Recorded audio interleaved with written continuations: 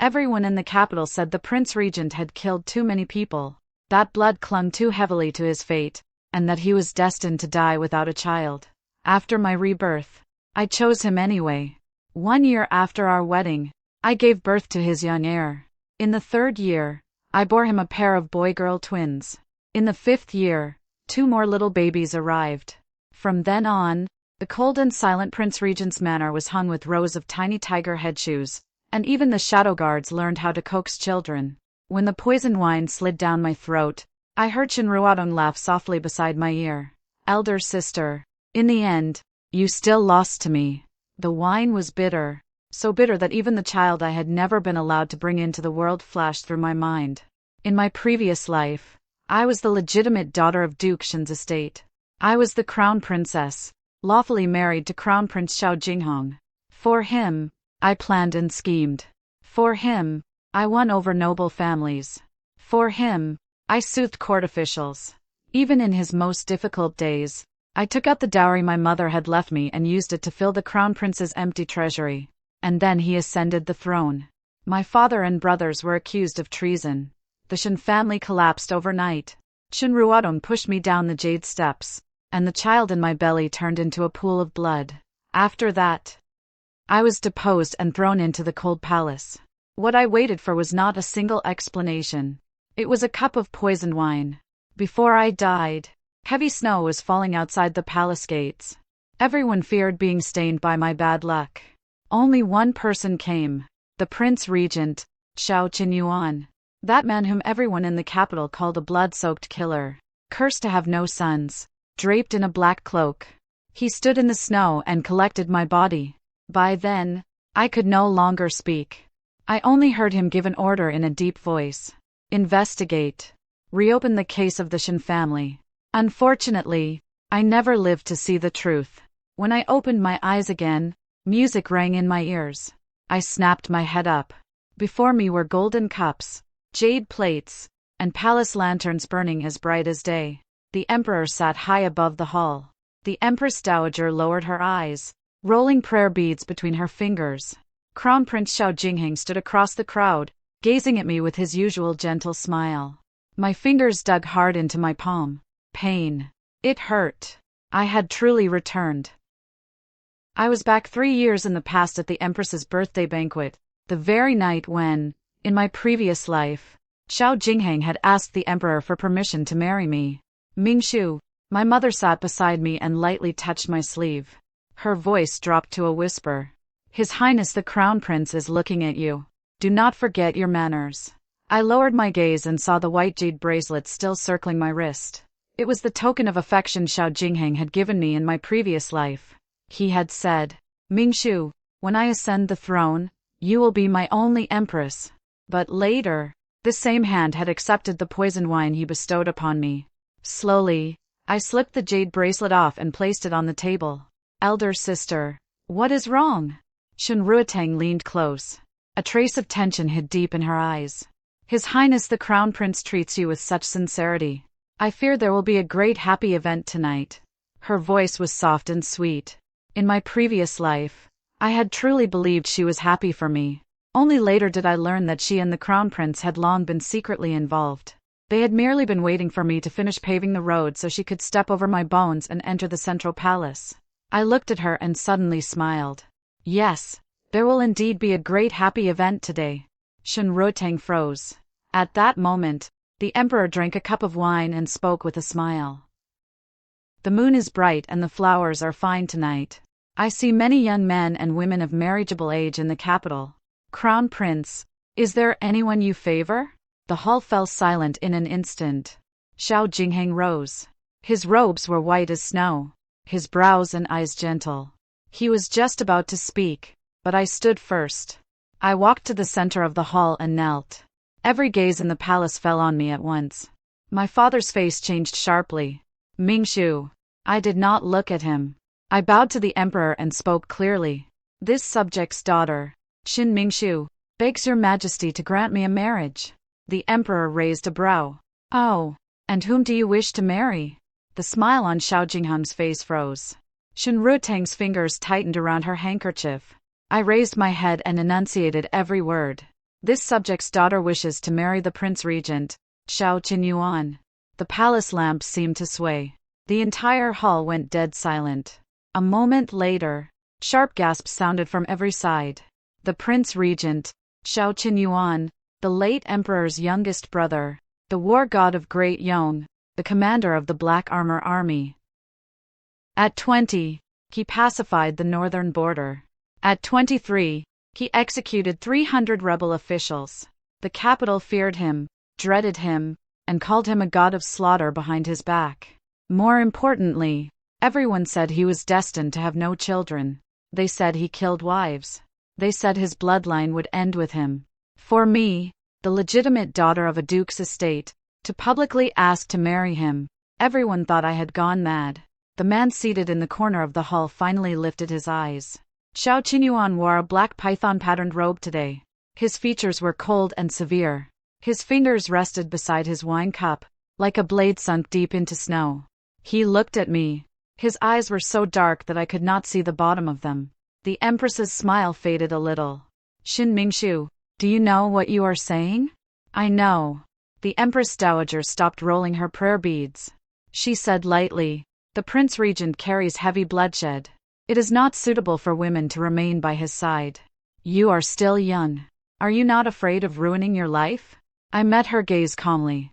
I am not afraid. Xiao Qinyuan finally spoke. His voice was low and cold. Miss Xin, do you know that the whole capital says I am fated to have no son? I turned toward him. The final snowfall outside the cold palace in my previous life returned before my eyes for a moment. My nose stung with tears. Still, I smiled steadily. I do not believe in fate. I looked at him and spoke word by word. I only believe in people. Something seemed to stir in Xiao Qinyuan's eyes. Xiao Jingheng finally could not restrain himself. He stepped forward. Mingshu, do not act willfully. Marriage is a matter of a lifetime. How can it be treated as a game? I lifted my eyes to him. In my previous life, he had also called me that. Gentle, restrained, as though he truly cared for me. I said slowly, Your Highness, please choose your words carefully. You and I have no marriage contract. Whom I ask to marry has nothing to do with willfulness. Xiao Jingheng's face turned pale. Low murmurs rose in the hall. The emperor looked toward the Prince Regent. Imperial brother, what do you think of this matter? Everyone thought Xiao Qinyuan would refuse. After all, he hated trouble and had never been close to women. But he only watched me quietly for a while. Then he rose. His black robe swept past the jade steps, and it was as if the chill of the entire hall moved with him. He walked to my side and knelt beside me. This subject is willing to marry Xin Mingshu as my princess consort.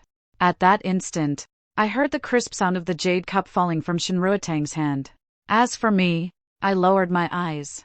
On the first night of my rebirth, I had finally rewritten my fate. The moment the imperial marriage decree was issued, the face of Duke Xin's estate was thrown into the mud before the entire capital. On the carriage ride back home, my father sat with a dark face and said nothing. My mother cried the whole way. Several times, Xin Ruotang tried to speak, but every time she saw me resting with my eyes closed, she swallowed her words. Only after we entered the estate did my father finally erupt. Kneel. I did not kneel. In my previous life, I had knelt too much. I knelt to my father. I knelt to the crown prince. I knelt to the empress. I knelt to all the rules of the palace. In the end, my knees were rotten from kneeling, but I still never knelt my way into survival. My father slammed the table in anger. Xin Mingshu, do you know how much of the Xin family's future you destroyed today? His Highness the Crown Prince intended to ask for your hand, yet you publicly asked to marry the Prince Regent. Are you trying to tie the Xin family to the Prince Regent's ship? I said calmly. Father also said it was only His Highness's intention. No imperial decree had been issued. Since there was no engagement, no matter whom I marry, it cannot be called breaking a promise. You still dare talk back. My mother grabbed my father's arm and cried, Mingshu, you were always the most sensible child. What happened to you today? What kind of man is the Prince Regent? His manner is as cold as the underworld. The first 2 women sent there did not survive half a year. Are you trying to take your mother's life? I looked at my mother. When the Shen family was confiscated in my previous life, she had cried, too. She cried and begged me to plead with Xiao Jingheng, saying I was the empress and that surely I could save the Shen family. But she had never asked whether I was living well in the palace. I said softly, Mother, if the Prince Regent's manor is truly the underworld, then what is the Eastern Palace? My mother froze. Shen Ruotang stepped forward gently. Elder sister, did you hear some gossip and misunderstand His Highness the Crown Prince? His Highness is gentle and benevolent. Who in the capital does not praise him? The Prince Regent, on the other hand, kills without mercy. If you marry him, what if? I interrupted her. What if I live very well? A flash of ridicule passed through Shen Ruotang's eyes, though she quickly hid it. Of course I hope elder sister lives well. Do you? I smiled and took a letter from my sleeve, placing it on the table. When my father saw the hidden pattern of the Eastern Palace on the envelope, his expression changed sharply. It was the secret mark the Crown Prince had used to send me letters in my previous life. In this life, he moved quickly as well. The palace banquet had barely ended and the letter had already been delivered into my hands. The letter was written with deep affection. It said that perhaps I had acted out of sudden fear tonight. If I was willing, he could ask the emperor to show mercy and allow me to marry into the Eastern Palace instead. Even if I could not become his principal consort, he would protect me with a lifetime of honor and wealth. Protect me with a lifetime of honor and wealth. How laughable. I picked up the candle holder before everyone's eyes. I set the letter on fire. Flames curled over the paper and lit up my father's ashen face. You are mad, my father growled. I tossed the ashes into a bronze basin. I only wish to tell father this. From now on, if the Shen family still wants peace, it would be best to keep away from the Eastern Palace. My father's eyes darkened. What do you mean? I took out another folded piece of paper. In my previous life, when I had helped the Crown Prince organize the Shen family's ledgers, I had personally seen several secret transactions they had. Not all happened yet in this life, but the signs already existed. Of course, I could not obtain the original ledgers now, but with my memory, I wrote down several names, sums of silver, and warehouse codes. It was enough to make my father's face change. He took the paper. After only one look, his hand began to tremble. Where did you learn these? I said lightly. Father need not ask where I learned them. You only need to understand this. What His Highness the Crown Prince wants is not me.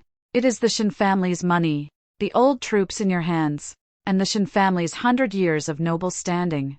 Shen Ruotang's face turned white. Elder sister, how can you suspect His Highness like this? I looked at her. Then why are you so anxious? Younger sister? Tears instantly welled in her eyes. I am only worried about you. Since you are worried, then be happy for me, I said slowly. After all, the Prince Regent has already agreed to marry me. The room was so quiet that one could hear a needle fall. My father finally sat down weakly. He did not love me. He was afraid that I had more things in my hands, afraid that the Shen family truly would be dragged down by the Crown Prince. At that moment, I finally understood. In my previous life, I had thought I was backed by my family. In truth, I had merely been the shield they pushed to the very front. When I returned to my courtyard, my personal maid, Fu Shuang, was packing my dowry with reddened eyes. Miss, are you truly going to marry the Prince Regent? Truly. But everyone outside says. Everyone outside also says I should marry the Crown Prince. Fu Shuang fell silent. I opened my jewelry box. Inside lay the ruby headpiece my mother had prepared for me. In my previous life, I had worn it when I married into the Eastern Palace.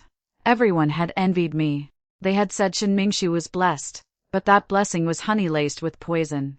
I closed the box and chose a simpler but precious set of gold-laid jade ornaments instead. The Prince Regent's manor did not need a princess consort trapped in an old Eastern Palace dream. I wanted to marry him cleanly. 3 days later, the Prince Regent's manor sent the betrothal gifts. 128 full chests lined up from the gate of Duke Shen's estate all the way to the end of the long street. At the very front was a long blade forged of black iron. The ceremonial officer announced loudly, His Highness says the betrothal gifts shall follow the highest rite. In addition, Half of the black armor token is gifted to the princess consort for her protection. The entire street exploded in astonishment. My father's face grew complicated. Shen Rutang stood at the back of the crowd, unable to hide the jealousy in her eyes. I stepped forward and accepted the half-black armor token. The iron token was cold in my palm, yet I felt safe. In my previous life, I had chased honor and splendor, only to fall into an abyss. In this life, I grasped the edge of a blade instead, and there I found a path to survival. On the day of the wedding, a light snow fell over the capital. Everyone said it was unlucky. Who has ever seen a bride marry on a snowy day?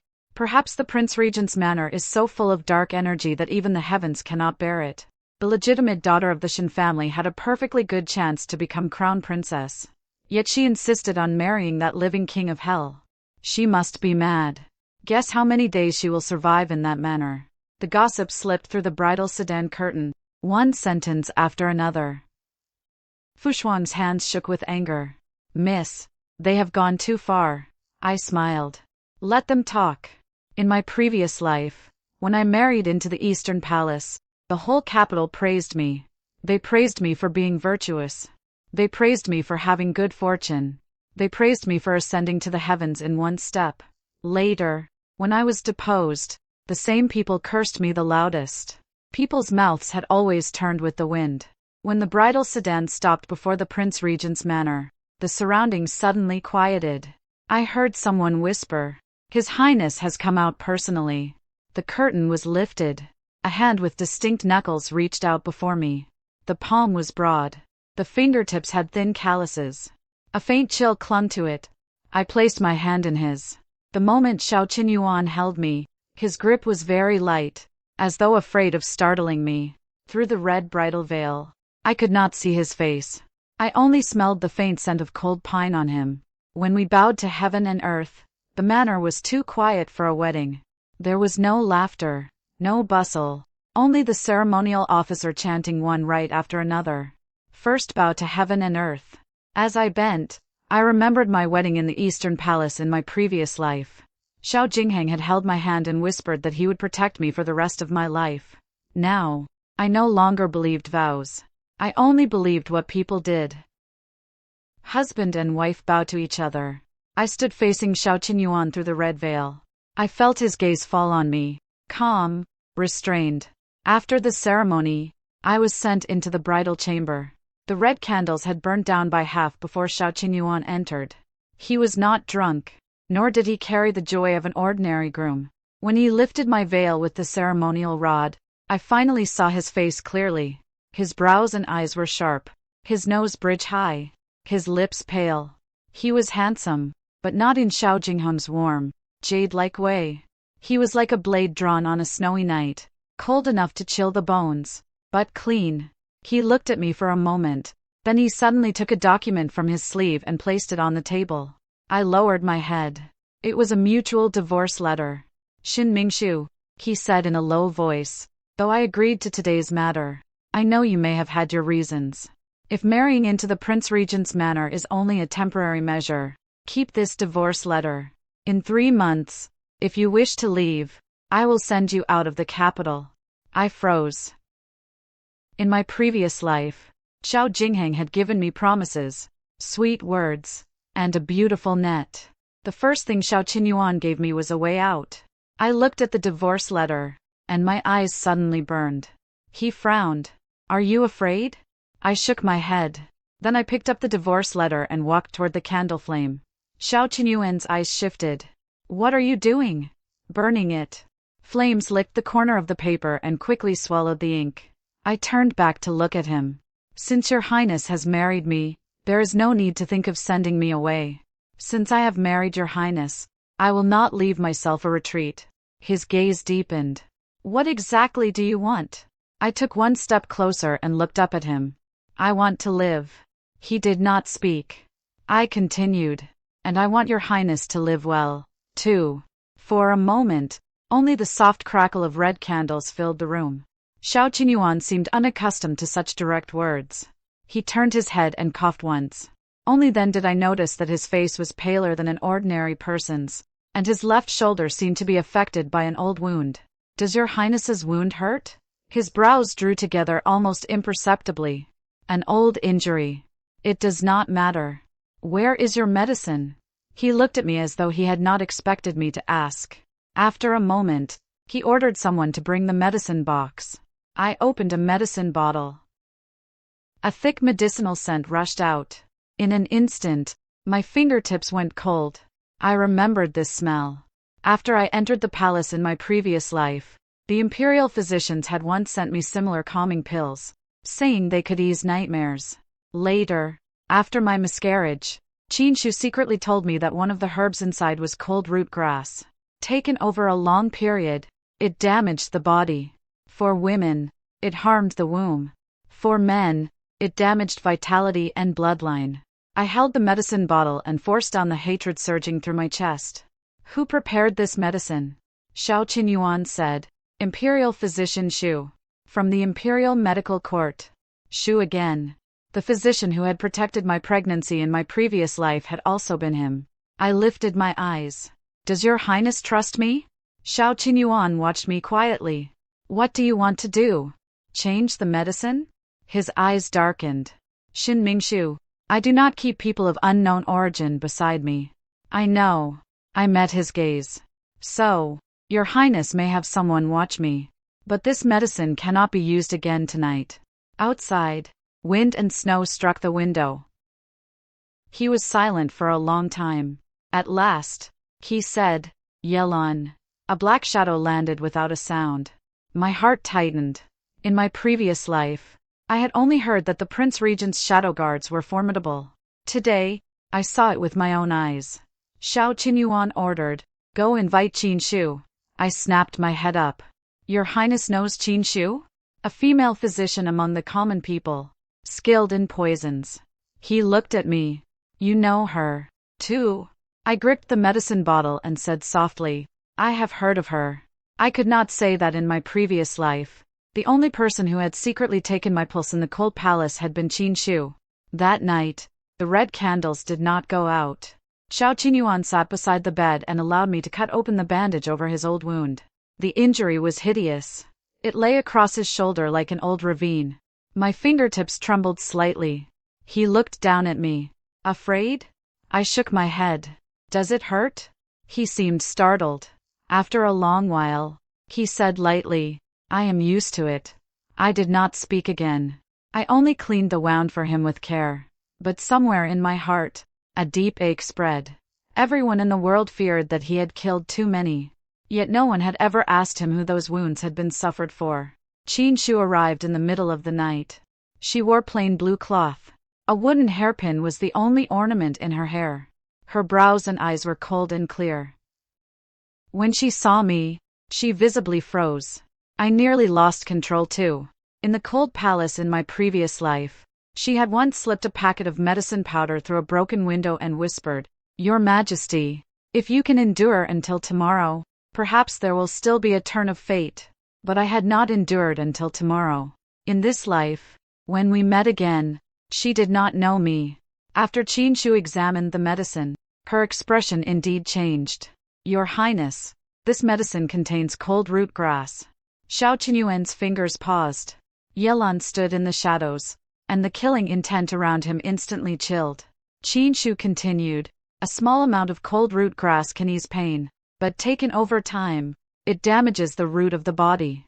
Your old wound should have improved year by year, but if you have used this medicine for years, your blood and vitality will only weaken. It would make it difficult to have children. The moment those words were spoken, the room became terrifyingly still. I looked at Xiao Qinyuan. His face showed no expression, but I saw the hand resting beside the table tighten slightly. So he did care. He had only heard those rumors of being fated to have no child for so long that he had learned to hide even his care.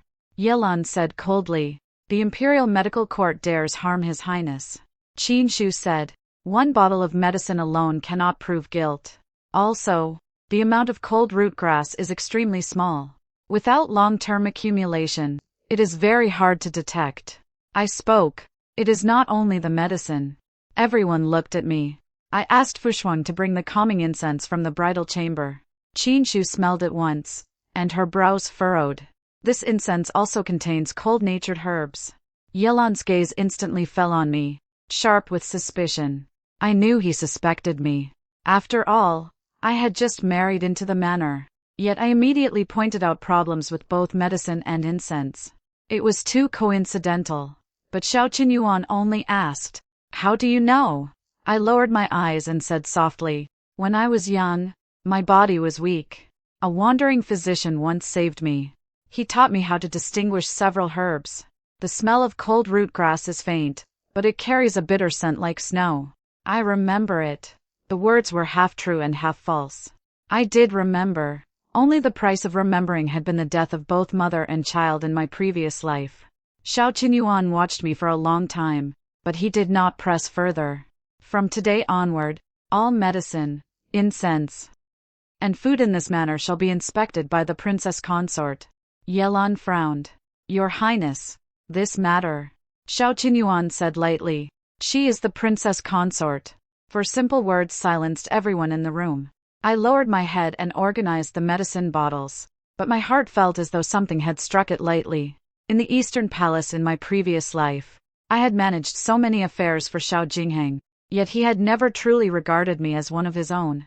Tonight, I had only pointed out one bottle of poison, and Xiao Qinyuan placed the inner affairs of the Prince Regent's manor into my hands. This was not favor.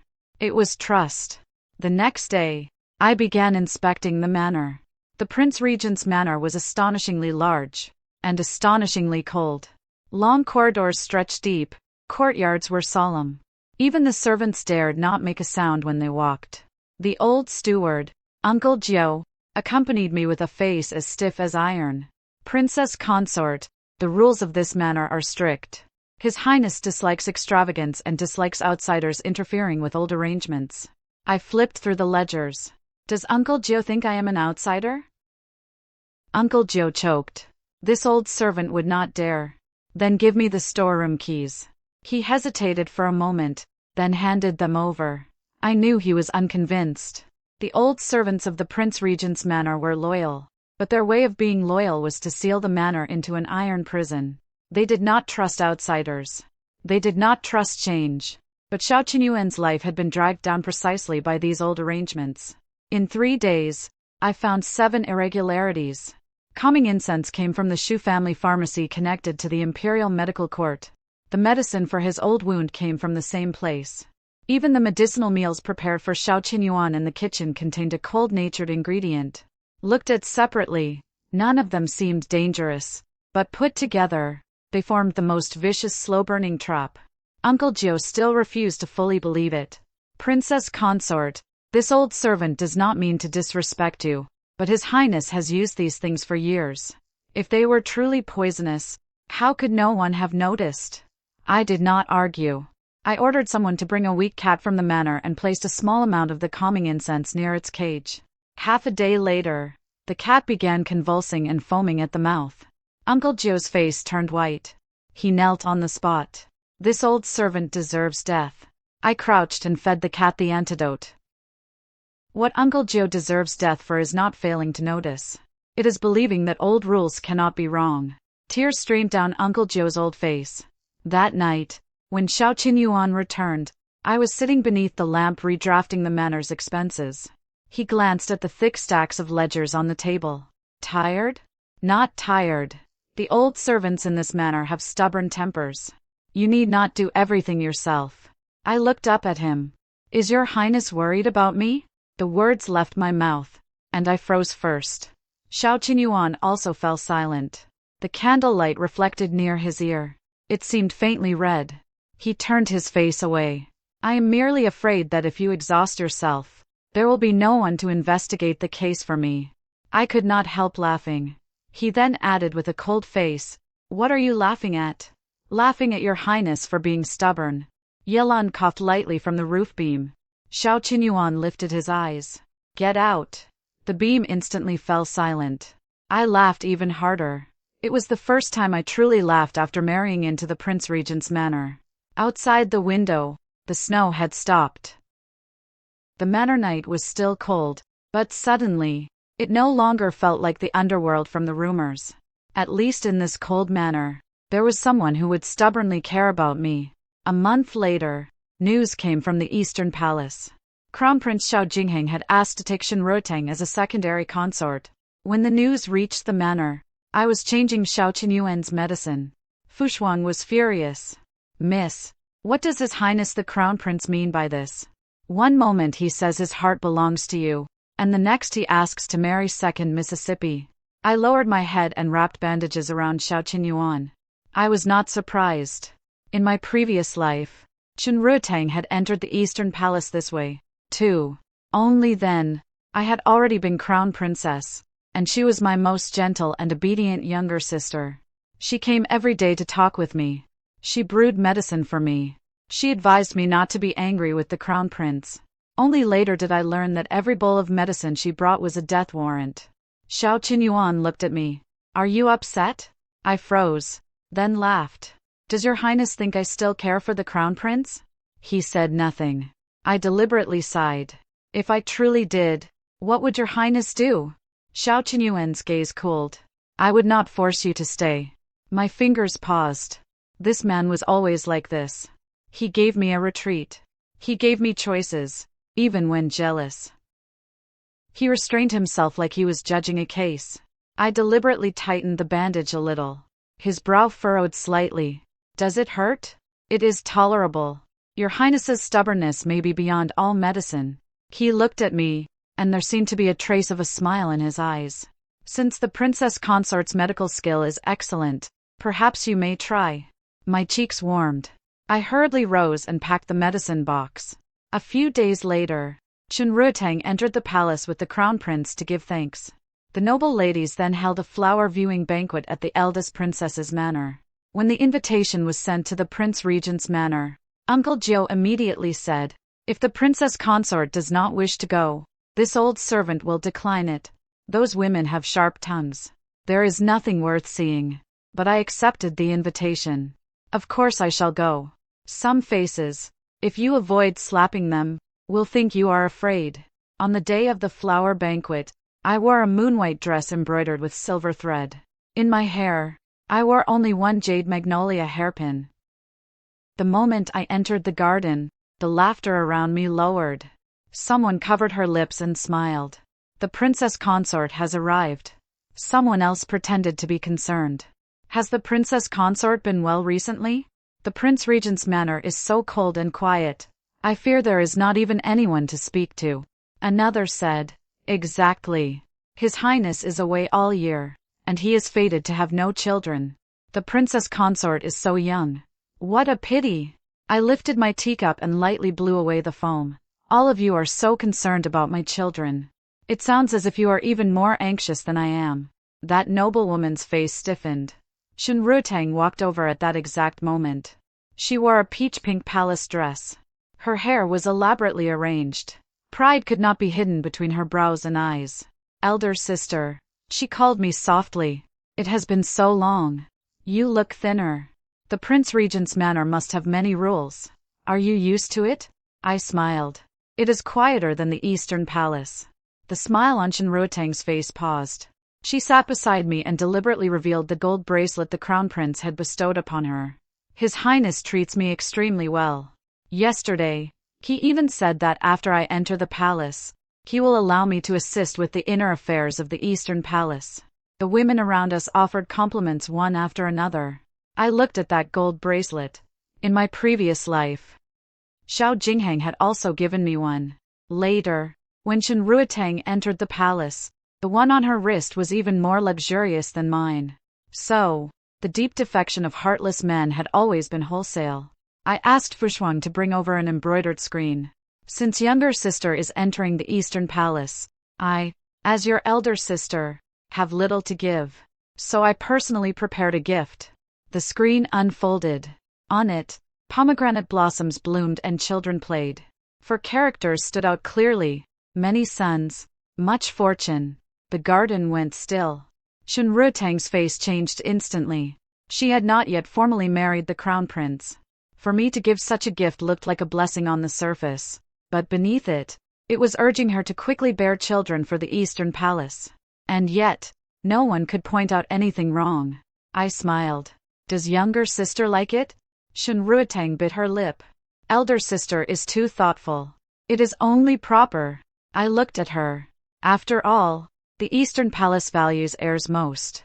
Younger sister must do your best. Resentment flashed in her eyes. I sneered inwardly. In my previous life, Shun Ruotang drank many so-called fertility pills to compete for favor. She did not know those pills had been used by Xiao Jingheng to cover up his own hidden condition. The Eastern Palace had no child for 3 years. In the end, all blame was pushed onto me. They said I was jealous and intolerant. They said I harmed imperial heirs. In this life, let her taste that blame herself. Halfway through the banquet, someone deliberately mentioned the Prince Regent. Speaking of which, the princess consort has been married into the manor for some time. Has His Highness ever stayed in your chamber? The question was extremely rude. Yet everyone around us fell silent, waiting to watch me be humiliated. I set down my teacup and was just about to speak. Outside the garden gate, a cold, deep voice suddenly sounded. Where I stay has become a matter for others to question. Everyone's face changed. Xiao Qinyuan stood outside the flower shadows in black robes. His brows and eyes were cold as frost. All the women hurriedly rose and saluted. Greetings, Prince Regent. He did not look at them. He walked straight to my side. Did you not say you would only sit for a while? I froze slightly. Why is your highness here? To bring you home. He reached his hand toward me. His tone so calm, it was as if this were the most ordinary matter in the world. Yet I saw that the noble women who had mocked me earlier looked uglier one by one. Shun Ruotang stood stiff in place, unable to maintain even her smile. I placed my hand in Xiao Qinyuan's palm. His hand was still cold, but he held mine steadily. When we left the eldest princess's manor, he suddenly said in a low voice, "In the future, if you do not wish to attend banquets like this, do not go. Then will your highness vent my anger for me?" "Yes," he answered so quickly that I was stunned instead. Inside the carriage, I could not help asking, "Is your highness not afraid others will say you bully people with power?" Xiao Qinyuan said lightly, "My reputation is already poor." I looked at him. He added, "If it can be used to vent my princess consort's anger, then at least it has served a purpose." I suddenly laughed. After that day, the rumors in the capital changed. They no longer only said I had married into the Prince Regent's manor to live like a widow. They also said the Prince Regent, that god of slaughter, had moved his mortal heart and had personally gone to the eldest princess's manor to take his wife home.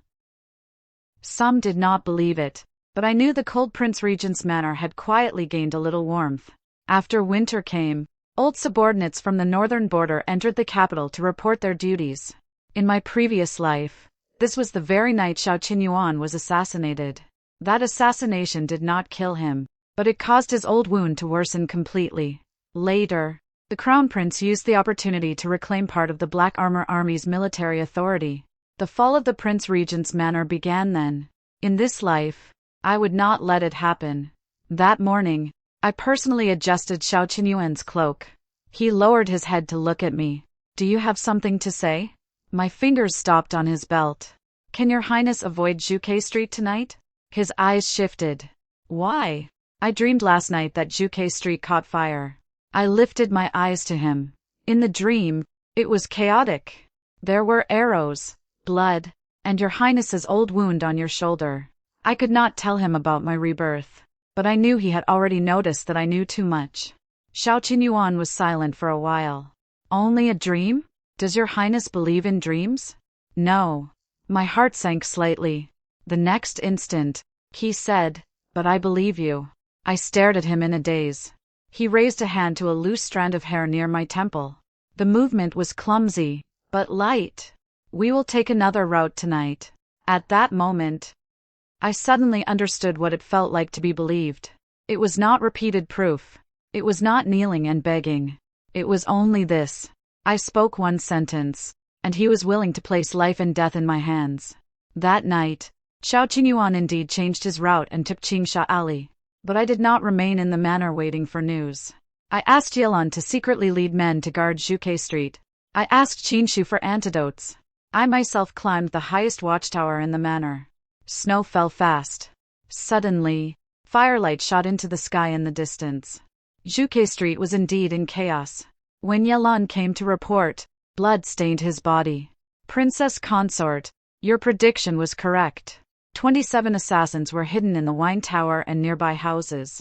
Their arrows were poisoned. 3 were captured alive. I gripped the railing. Where is His Highness? His Highness is unharmed. Only when those 4 words fell did my tense body loosen slightly. But soon Yelan continued. 2 of the captured men bit poison sacs and died. The remaining one refuses to speak. I looked at him. Take me there. Yelan frowned. Princess Consort, the torture chamber is bloody. I have seen bloodier things. He froze slightly and did not stop me again. In the torture chamber, the assassin was tied to a wooden frame, his face covered in blood. Xiao Qinyuan stood in the shadows. When he saw me enter, his brows furrowed. Who allowed you to come? I came on my own. His tone darkened. This is not a place you should be. I walked to his side. Your Highness wants to protect me. I know, but if I can only hide in the back courtyard, then I am not worthy to stand beside you. Xiao Qinyuan looked at me, his gaze deep. I turned to the assassin and spoke calmly. You need not speak. Let me guess. You are from the Eastern Palace. The assassin's pupils shrank. I continued. You plan to strike on Zhuke Street. The arrows were poisoned with northern border snake venom. This poison is rare. There are only 3 places in the capital that can obtain it.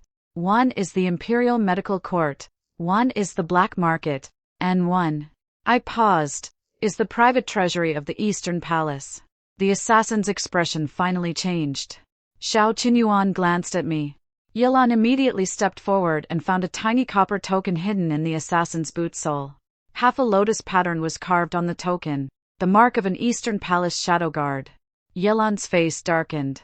It truly is the Crown Prince. The assassin finally broke down. I know nothing. I only followed orders. Whose orders? He clenched his teeth and refused to speak. I said slowly, you do not have to tell us. The Eastern Palace has always handled matters cleanly. If you die today, your old mother and younger brother will not live either. But if you speak, the Prince Regent's manor can at least keep them alive. The assassin snapped his head up. At last, trembling, he spat out a name. Shu Imperial Physician Shue's nephew. He delivered the order. The Shue family again. Medicine, incense, assassination at last. The threads connected. When we left the torture chamber, the night wind was bitterly cold. Xiao Qinyuan took off his cloak and draped it over my shoulders. Were you not afraid just now? I was. I did not pretend to be brave, but I was more afraid something would happen to your Highness. His steps halted. I also stopped. Snow fell on his shoulders and quickly melted into wet marks. He asked in a low voice, Xin Mingshu, why are you so good to me? I looked at him. Suddenly, I remembered the snow outside the cold palace in my previous life. He had clearly come too late. Yet he had been the only one who came. I said softly, because your Highness was once good to me, too. Xiao Qinyuan frowned. You and I had no connection before. Perhaps in a previous life. My words were very light, like a joke, but he did not laugh. He only looked at me. A long while later, he said softly, if there truly was a previous life, then I must have owed you. I shook my head. No, it was I who owed you. I owed you a truth that came too late, and I owed you a courtyard full of lights. On the first anniversary of our marriage, the manor held a family banquet. It was called a family banquet, but in truth, it was only me, Xiao Qinyuan, Uncle Jiao, Qin Shu, and a few guards who often moved through the manor. The Prince Regent's manor had never had such a custom before. Uncle Jiao said His Highness had never liked liveliness, nor did he celebrate birthdays or festivals. After I heard this, I ordered the kitchen to prepare a full table of dishes. When Xiao Qinyuan returned and saw the lanterns hung beneath the corridor, he stood for a long time. What day is it? I smiled. Has your Highness forgotten? Today is the first anniversary of our wedding. He was silent for a moment. I did not prepare a gift. It does not matter. I took out a safety knot from my sleeve and tied it to the hilt of his sword. I braided this myself. It is worth much. Xiao Qinyuan lowered his head to look at the knot. His expression was unusually serious. It is good. After a pause, he added, I like it very much. Beside us, Uncle Gio smiled so widely that the wrinkles around his eyes deepened. That night, I intended to drink 1 cup of osmanthus wine with Xiao Qinyuan, but as soon as I lifted the cup, my stomach suddenly churned. I covered my mouth and turned aside to retch. Xiao Qinyuan's face changed at once, and he immediately held me. What is wrong? Qinshu was urgently called over. She placed her fingers on my wrist. After a moment, her expression grew strange. I had a faint guess in my heart, but I did not dare speak. Xiao Qinyuan's voice was tight. How is she? Qinshu rose and smiled as she bowed. Congratulations, Your Highness. Congratulations, Princess Consort. The Princess Consort has been pregnant for 2 months. For a moment, the room was silent. The teacup in Uncle Gio's hand crashed to the floor. Yilan dropped down from the beam, his expression as if he had encountered something even harder to handle than assassins. Xiao Qinyuan looked at me. For a long while, he said nothing. I tugged gently at his sleeve. Your Highness. He seemed to finally return to himself and lowered his gaze to my belly, so cautious it made my heart soften. Truly? Qinshu smiled. Absolutely. Uncle Gio suddenly knelt down, tears streaming down his face. The manor has an heir. Your Highness. The manor has an heir. The night guards outside heard the commotion, and one passed it to another. In less than half an hour, the entire manor knew. That night, the Prince Regent's manor kept its lamps burning until dawn. Uncle Gio opened the storeroom overnight and said he wanted to prepare a golden lock for the future little master. Yilan stood at the door and asked Qinshu with a cold face, after the child is born, must this subordinate learn how to hold a baby? Qinshu glanced at him. You should learn how to smile first. Do not frighten the child into crying. I could not help laughing.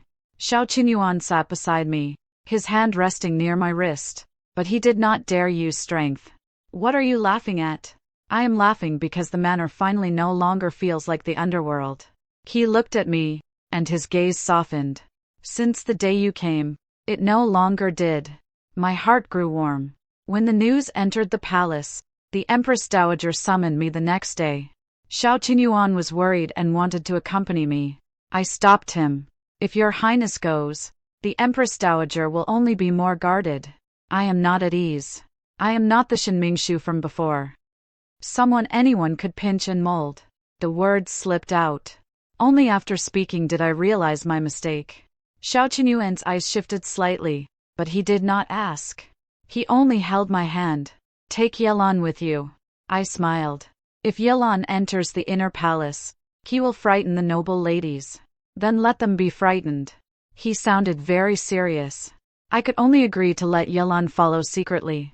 After entering the palace, the Empress Dowager indeed wore a kind and benevolent expression. She rewarded me with many tonics and personally handed me a bowl of pregnancy-stabilizing medicine.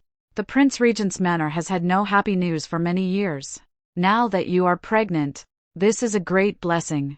I specially had the Imperial Medical Court prepare medicine for you. Drink it while it is warm. I looked at the bowl. The familiar bitter snow scent was faint, but it could not hide from me. In my previous life, I had also drunk bowl after bowl of such pregnancy-stabilizing medicine. I accepted the bowl and smiled. Thank you, Empress Dowager. The Empress Dowager watched me. Her gaze was kind, but like an airtight net. I twisted my wrist and suddenly frowned. Oh. The bowl fell. Broken porcelain scattered, and the medicine spilled across the floor. Every palace servant in the hall knelt at once. The smile on the Empress Dowager's face stiffened for an instant. I immediately rose with Fushuang's support and said apologetically, my hands have been weak recently. I have ruined Your Highness's kind intention. The Empress Dowager looked at the medicine on the floor. Her voice remained gentle. No matter. Brew another bowl. I lightly touched my belly and smiled. Physician Qin said my pregnancy is still delicate and I should not drink too much medicine today. I will remember Your Highness's compassion. After returning to the manor, I will have someone prepare it according to the prescription. The Empress Dowager was silent for a moment. At last, she said, "Very well." When I left the palace, a layer of cold covered my back. At the end of the palace path, Yelan said softly, "Princess consort, the medicine residue has been obtained." I nodded. "Give it to Qin Shu." When I returned to the manor, Xiao Qinyuan was already waiting at the gate. The moment he saw me, he walked forward. His gaze first fell on my face, then on my belly. "Do you feel unwell?" I shook my head. "No." He seemed to release a breath suddenly. I wanted to laugh. "Your Highness did not enter the palace today. But you look as if you fought a battle," he said in a low voice. "This is harder than battle." I froze. He looked at me, his voice very soft. "On the battlefield, blades and arrows come at me. I know how to block them. But when you enter the palace, I do not know where the blades are hidden." I held his hand. "Then in the future, I will tell your Highness everything." "All right." He clasped my hand in return, his palm warm at that moment. I suddenly felt that this child had come at exactly the right time. He was not a tool for competing for favor, nor was he a weapon to slap the capital in the face. He was the first lamp that Xiao Qinyuan and I had lifted together from the abyss. After I became pregnant, the Prince Regent's manor changed completely. In the past, the most common things in the manor were swords, military reports, and cold tea. Now Uncle Joe chased the kitchen every day, studying what pregnant women should eat. Yelan held a pile of medical books and stood beneath the corridor with a blank face, reciting, "During pregnancy, avoid fright, avoid cold, avoid anger." I found it both funny and helpless. "Yelan, you are a shadow guard, not a midwife," Yelan said seriously. "His Highness ordered this subordinate to guard against all danger." "Then why are you reciting these?" "To guard against ignorance." I laughed so hard I nearly choked. Xiao Qinyuan came out of the study just in time to hear this. He did not scold Yelan. He simply walked to my side. "The wind outside is cold. Why are you standing in the corridor again?" Ever since I became pregnant, this was the sentence he said most often. The wind was cold, the tea was cold, the ground was cold. It was as if the entire world was plotting against me. I deliberately said, "If your Highness continues like this, I fear I will forget how to walk." Xiao Qinyuan glanced at my belly and said seriously, "If you forget, that is fine. I will carry you." Uncle Joe's beard trembled with laughter beside us. My face warmed and I glared at Xiao Qinyuan. "Your Highness, choose your words carefully." But he did not think anything was wrong. He only supported me back into the room. Yet this peace did not last long.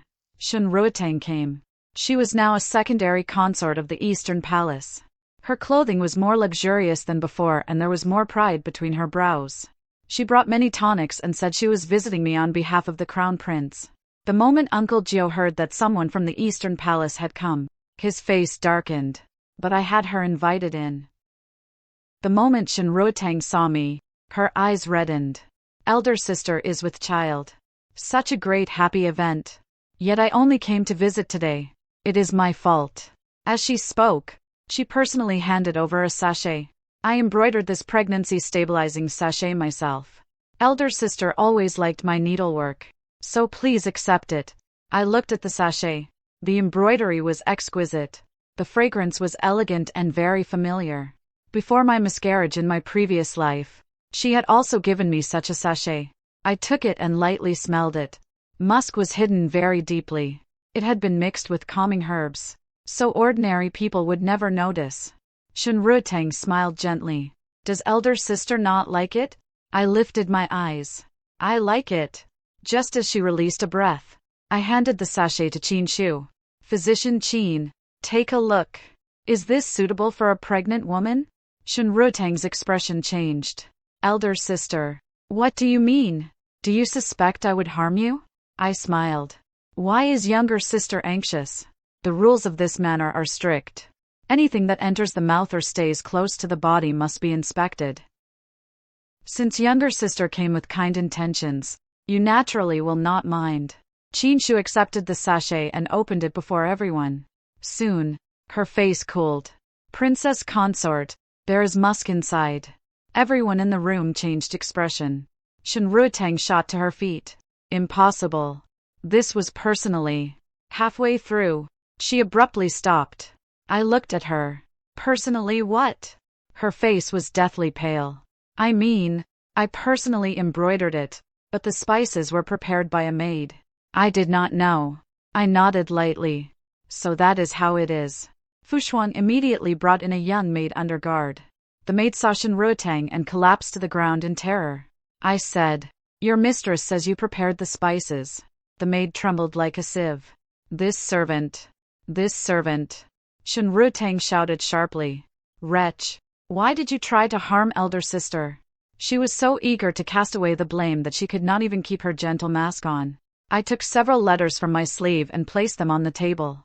This maid has gone several times in recent days to meet a medicine seller in the back alley of the Eastern Palace. Yelan investigated and found that the medicine seller belongs to the Shu family. Younger sister. Do you think that is a coincidence? Shen Ruotang's face lost all color. Xiao Qinyuan entered at that moment. He had not yet changed out of his court robes. His brows and eyes were terrifyingly cold. Shen Ruotang immediately knelt and sobbed. Your Highness. Please see clearly. I truly did not know. It was the servants who harmed me. Xiao Qinyuan did not look at her. He only asked me, were you frightened? I shook my head. No. Only then did he turn towards Shen Ruotang. The Eastern Palace has stretched its hand into the Prince Regent's manor. Shen Ruotang cried beautifully. Your Highness. I am the princess consort's own younger sister. How could I harm her? I looked at her and suddenly felt tired. In my previous life, countless times she had cried like this and framed me every time. Xiao Jingheng said, Mingshu, she is still young. Let her have her way. In this life, no one asked me to yield. I said lightly, precisely because you are my younger sister. You should know better than anyone that I cannot tolerate musk. Shen Ruotang froze. Of course she knew. In my previous life, she had known better than anyone. Xiao Qinyuan ordered Yelan, send her back to the Eastern Palace.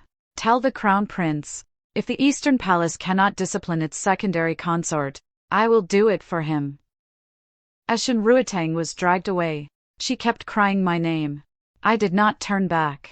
That afternoon, Xiao Jingheng personally came to the Prince Regent's manor. He stood outside the gate with an ugly expression, yet he had no choice but to lower his head and apologize. I did not see him. Xiao Qinyuan went in my place through a screen wall. I heard Xiao Jingheng's restrained voice. Imperial uncle, there must be a misunderstanding. Xiao Qinyuan said lightly. A misunderstanding? Then if I send a packet of musk to the Eastern Palace, would that also be a misunderstanding?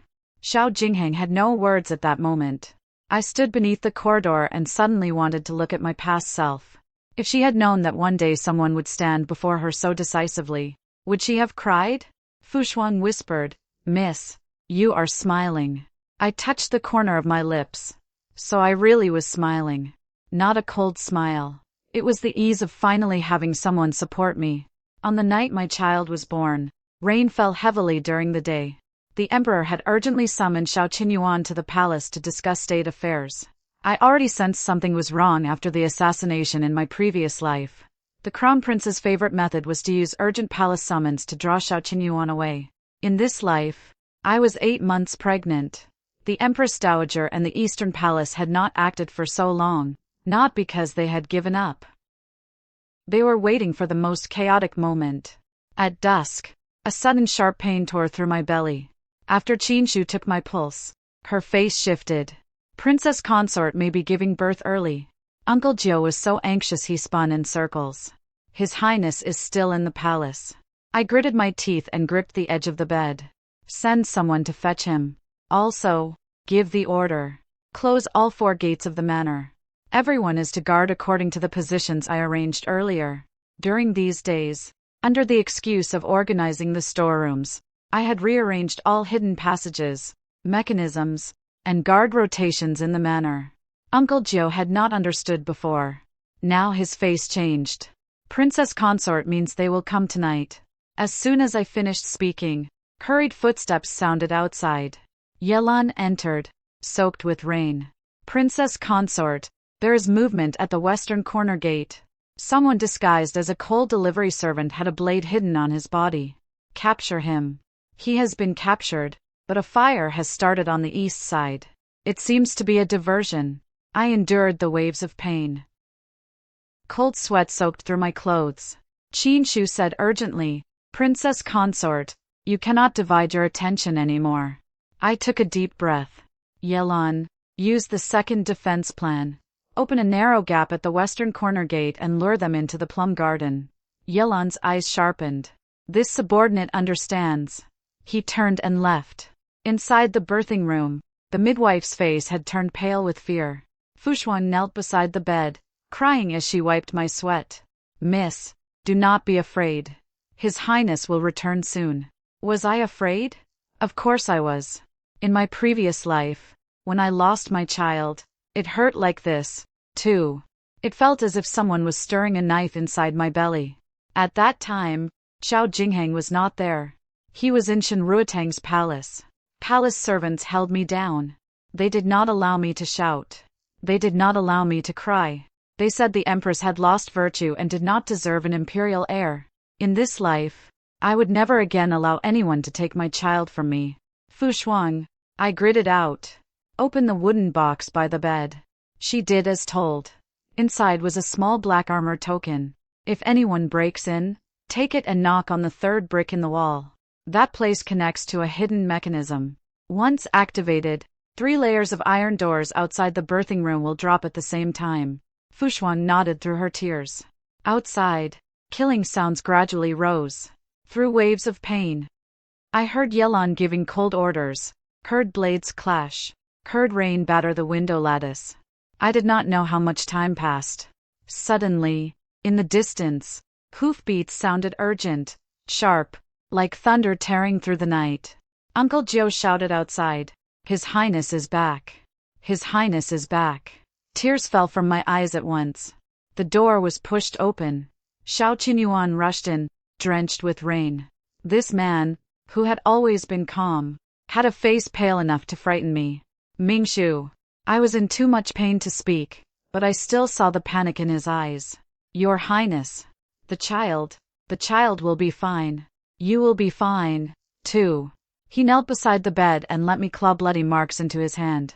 Qin Shu said anxiously, Your Highness, the birthing room is bloody. I am staying here. He only said those 4 words. Then he never let go of my hand again. That night was very long. So long that I almost thought I had returned to the cold palace of my previous life. But each time my consciousness began to fade, Xiao Qinyuan called my name beside my ear. Xin Mingshu, do not sleep. You promised me you would not leave. Mingshu, look at me. When the final wave of pain struck, I heard a loud cry. The midwife wept with joy. He is born. It is a young heir. Outside, everything suddenly went silent. Then the entire manor burst into barely restrained cheers. Uncle Joe cried like a child. Young heir. The manor has a young heir. But Xiao Qinyuan did not look at the child first. He was still holding my hand, his eyes terribly red. I smiled weakly. Will your Highness not look at him? He bent down and pressed his forehead to the back of my hand. His voice was hoarse beyond recognition. I will look at you first. My tears could no longer stop. In my previous life, I had never waited for even 1 word of care before I died. In this life, before the gates of childbirth and death, he said he would look at me first. The midwife brought the child over, a tiny bundle, wrinkled, but his cries were loud. Xiao Qinyuan held him stiffly, as if holding a crying blade. I could not help laughing. Your Highness, do not frighten him. He lowered his head and looked at the child. His eyes softened little by little. He is very small.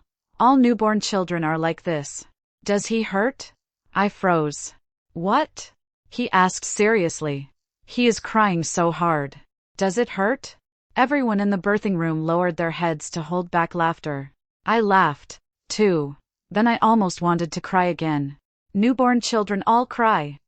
I said softly. Only when they cry does it count as coming into the world. Xiao Qinyuan looked at the child in his arms and said quietly, then cry. After a pause, he added, In the future, you need not endure. Those words seemed to be spoken to the child and also to himself. At dawn, the rain stopped. In the plum garden of the manor, dozens of corpses lay scattered. Not one assassin had escaped. Yelan found an Eastern Palace token on one of the assassins. Inside the birthing room, the young heir slept beside me. Xiao Qinyuan guarded the bed, dark shadows beneath his eyes. Yet he refused to leave. When the news spread, the capital erupted. Everyone had said the Prince Regent was fated to have no children, yet 1 year after I married into his manor, I gave birth to his young heir. Those who had waited to laugh at me living like a widow all shut their mouths overnight. On the day of the young heir's first month celebration, the threshold of the Prince Regent's manor was nearly trampled flat. Noble women from families who once avoided the manor as if it were filled with snakes now smiled more brightly than flowers. Princess Consort, you are truly blessed. The young heir's brows and eyes are just like His Highness's. He will surely be noble beyond measure. Who said the Prince Regent was fated to have no children? Is that not the greatest joke under heaven? I sat in the main seat and listened, finding it only ironic. Half a year ago, these same women had called me pitiful. They had said I was young and had married a prince doomed to have no heirs. Now that there was one child, they had changed faces again. Uncle Joe held the young heir and smiled so widely his teeth showed. Yelan stood beside him, his face colder than a blade for reasons unknown. The young heir especially loved grabbing his hair. Yelan did not dare move. He allowed that tiny hand to clutch his hair while he stood stiff as a stone statue. The guests wanted to laugh, but dared not. I also struggled to hold it in. Xiao Qinyuan sat beside me and said softly, "If you want to laugh, laugh." I glanced at him. "Is your highness not afraid of losing face?" He looked at the young heir. "As long as he is happy."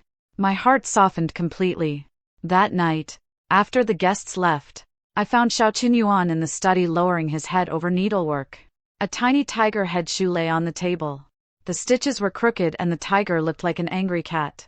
I stood at the door for a long time. Finally, I could not help laughing. Xiao Qinyuan's hand paused and he hid the shoe behind him. "When did the princess consort arrive?" "When your highness embroidered a tiger into a house cat." He was truly embarrassed. Uncle Joe said children should wear tiger head shoes. I walked over and picked up the crooked shoe. There was an old safety talisman tucked into the sole. "What is this?" Xiao Qinyuan was silent for a moment. "My mother left it." My fingertips paused. He rarely mentioned his mother. In my previous life, I only knew that the Prince Regent's birth mother had died early. Her cause of death was unclear. Now, the medicine and incense case we had uncovered faintly touched that old matter in the palace. I asked softly, "Does your highness still remember how the dowager consort died?" Xiao Qinyuan's eyes darkened. "The palace said it was a sudden illness. Does your highness believe that?" He looked at me. A long while later, he said, "Without proof before, even if I did not believe it, I could only believe it." I held the safety talisman. "Then let us investigate." This investigation lasted 2 years. We secretly captured Imperial physician Su. From him, we pried open the dealings between the Su family and the Empress Dowager's palace. The so-called fate reading from the Directorate of Astronomy, claiming the Prince Regent carried too much bloodshed and was destined to have no sons, had also been ordered by the Empress Dowager. As for the Dowager Consort's death back then, it was very likely because she had discovered an imperial edict left by the late emperor before his death. If that edict appeared, the Crown Prince's line would no longer sit securely on the throne. In the 3rd spring, I became pregnant again. This time, it was boy-girl twins. When Xiao Qinyuan learned of it, he was silent for a long time. I thought he had been frightened again and was about to comfort him, but he suddenly pulled me into his arms. "Mingshu, you have worked hard." There was no wild joy, no pride. The first thing he thought of was still my hardship. Leaning against his chest and listening to his steady heartbeat, I suddenly felt that all the suffering of my previous life had finally grown very far away. But the Eastern Palace would not give up. When I was 7 months pregnant, rumors suddenly rose in the capital. Some said that the Prince Regent had no children for many years, yet his princess consort became pregnant one after another. Was that not suspicious? Even more vicious were the hints that the children's bloodline was impure. Uncle Joe was so angry. He wanted to take men and smash the tea houses. After Xiao Qinyuan heard it, the teacup in his hand shattered on the spot. I held his hand. Your Highness, do not hurry. The killing intent in his eyes had not faded. They insulted you. That is exactly why we cannot merely kill a few rumor carriers, I said slowly. If we strike until they never dare open their mouths again. At the royal clan banquet, I attended with my pregnant belly. The Empress Dowager sat in the highest seat, smiling kindly. The princess consort is heavy with child, yet still came to the banquet. How thoughtful. I smiled. This concerns the bloodline of the Prince Regent's manor. Of course, I had to come. During the banquet, an elderly princess from the royal clan pretended to hesitate. This old woman does not mean to speak too much, but rumors are spreading outside. Why does the princess consort not think of a way to stop people's mouths? Xiao Qinyuan's face turned cold, but I spoke first. The old princess is right. Since all of you suspect the bloodline of the manor, why not have the court of the imperial clan verify the family registry jade seal today and have the imperial medical court examine parentage? The entire banquet stirred. The Empress Dowager's eyes tightened. I smiled at her. What does the Empress Dowager think? She had been forced into a corner. She could only nod. Very well. It will also stop the nonsense outside. Since I dared propose it, of course I had prepared. The family registry jade seal was checked. The young heir's bloodline was unquestionable. After the physicians examined parentage, they knelt and reported, the young heir is indeed His Highness's son. Xiao Qinyuan swept his cold gaze over the crowd. Does anyone else wish to test him? No one dared speak. But I did not stop there. I lifted my hand and had Yelan present a secret scroll. Today, I would also like all of you to see a real case of confusing bloodlines. Xiao Jinghan's face changed instantly. The scroll opened. Inside were the birth records of an Eastern Palace concubine and the case of a dead infant secretly exchanged. In my previous life, Chen Rutang had once used this matter to suppress another favored consort. I remembered it clearly. In this life, I had uncovered it early. The hall exploded in shock. The Empress Dowager's prayer beads snapped and the beads rolled across the floor. Chen Rutang stood behind Xiao Jinghang. Her face deathly pale. She had been in the Eastern Palace for 3 years without a child now. What she feared most was others mentioning heirs. But she had never imagined that today, when they tried to use rumors to step on me, they would expose the Eastern Palace's own scandal. Xiao Jinghang forced himself to speak. Imperial uncle, this matter has not yet been investigated. Xiao Qinyuan interrupted lightly. Then investigate it. 2 words and half of the Eastern Palace's life was gone. On the way back to the manor, Xiao Qinyuan remained silent. I leaned against a soft cushion and asked softly, Is your Highness still angry? He held my hand, his voice low and hoarse. I regret. Regret what? Regret not killing all those people sooner. I smiled. If your Highness had truly killed them all, who would have watched me slap faces today? He looked at me. The chill in his eyes finally faded a little. The princess consort was very impressive today. Did your Highness like it?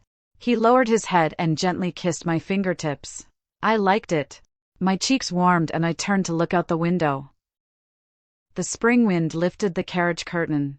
The capital's long streets were still prosperous. But from today onward, no one would dare casually discuss the bloodline of the Prince Regent's manor because they finally understood. I, Qin Mingshu, did not stand firm by relying on children. I relied on clarity, on evidence, on the ruthlessness to cut off the hand of anyone who dared reach toward me. In the 5th autumn, the Prince Regent's manor gained another pair of twins. When the news spread, the people of the capital had already gone from shock to numbness. Everyone had said the Prince Regent was fated to have no child. Now, 5 years had passed. The young heir could recite military texts. The boy-girl twins were one child who loved dismantling mechanisms and one child who loved flipping through medical books. The 2 youngest babies cried loud enough to shake the sky even in their swaddling clothes. Someone said sourly, Has the Prince Regent's manor stolen all the fortune of children in the capital? When Uncle Joe heard this, he walked with such pride that even his steps seemed to carry wind. The manor had also changed completely. In the past, blades hung along the corridors. Now, Rows of tiny tiger head shoes hung there instead. In the past, shadow guards practiced swords at night. Now, shadow guards took shifts coaxing babies at night. Yelon became the person the children liked most in the manor. The young heir called him Uncle E. The boy-girl twins called him Cold-Faced Master. As for the two youngest, they stopped crying the moment he appeared. Watching him hold one baby in each arm while the twins clung to his robes, I could not help saying, "Yelon, you no longer look like the commander of shadow guards." Yelon said expressionlessly, "This subordinate can still kill with one stroke." The baby in his arms hiccuped. I laughed so hard I had to hold the doorframe. Xiao Qinyuan came from behind holding a rattle drum. The dignified Prince Regent, commander of the Black Armor Army, now shook a rattle with great skill. When he saw me laughing, he said lightly, "Is it that funny?" I nodded. "It is." He handed the rattle to me and helped me sit. "Qinshu said you should rest more." I looked at the children making chaos in the courtyard and asked softly, "Your Highness, was the manor ever this lively before?" He was silent for a moment. "No." I held his hand. He lowered his head to look at me. "It was too cold before. You suffered." I did not. I looked at the tiger head shoes beneath the corridor. Every pair was different. Some were embroidered by Uncle Joe, some were made by the manor's seamstresses, some were secretly practiced by Xiao Qinyuan, ruined beyond recognition, and stubbornly denied by him. I said softly, "I like it now." His gaze softened. "So do I." But beneath this warmth, the final end drew closer and closer. Over the years, we had secretly collected enough evidence. The Shu family's medicine records, the forged fate books from the Directorate of Astronomy, the Empress Dowager's private seal, secret letters between the Eastern Palace and rebel generals from the northern border, and the truth of the Dowager Consort's death, along with the late Emperor's edict.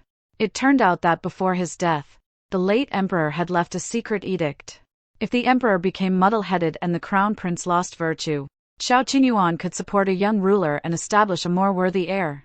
When the Dowager Consort discovered this edict, the Empress Dowager feared that Xiao Qinyuan would one day threaten imperial power. So she first killed his mother. Then she laid down the trap of the childless god of slaughter. As long as Xiao Qinyuan had no wife and no children, as long as he was wrapped in an evil reputation, he would forever be only a blade in the royal family's hand. But they never expected that I would be reborn. I married into this cold manor. I drew out his poison. I broke the trap around him. And I gave this manor a courtyard full of children and ordinary warmth. One night, Xiao Qinyuan placed a military report in front of me. The Crown Prince is secretly mobilizing troops. After reading it, my fingertips tightened slightly. He is going to force the palace. Xiao Qinyuan looked at me. "Are you afraid?" I lifted my eyes toward the window. In the courtyard, the young heir was teaching his younger siblings to recognize stars. The twins argued about which one was the general star and which one was the fortune star. The two youngest babies slept in their cradles, their breathing soft. I turned back. "I am." Xiao Qinyuan reached out and held my hand.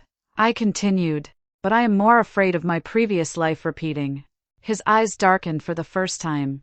I told him the things from my previous life that I could tell. I said I had once had a very long dream. In that dream, I married the Crown Prince. The Shen family collapsed. My child was gone. I died in the cold palace. And at the very end of that dream, he collected my body and reopened my case. After Xiao Qinyuan listened, he did not speak for a long time. The candlelight reflected in his eyes. It looked as if a silent storm of snow was pressed inside them. After a long time, he pulled me into his arms. His embrace was tight, but he did not hurt me. "Mingshu," his voice was terribly hoarse. "It will not happen again." I closed my eyes and leaned against him. If he said it would not, then it certainly would not. On the night the Crown Prince forced the palace, heavy snow swept through the capital. It was exactly like the night I died in my previous life. An urgent report came from the palace saying the emperor was gravely ill and summoning the Prince Regent immediately. Before Xiao Qinyuan left in armor, I tied that old safety knot to him. 5 years had passed. The knot was worn now, its edges slightly frayed. He lowered his head to look at me. Wait for me to return. I smiled and nodded. All right. After he left, I immediately had Yelan take the children into the hidden passage. The young heir was already 5. He was so sensible it hurt. Holding his younger siblings' hands, he looked up at me.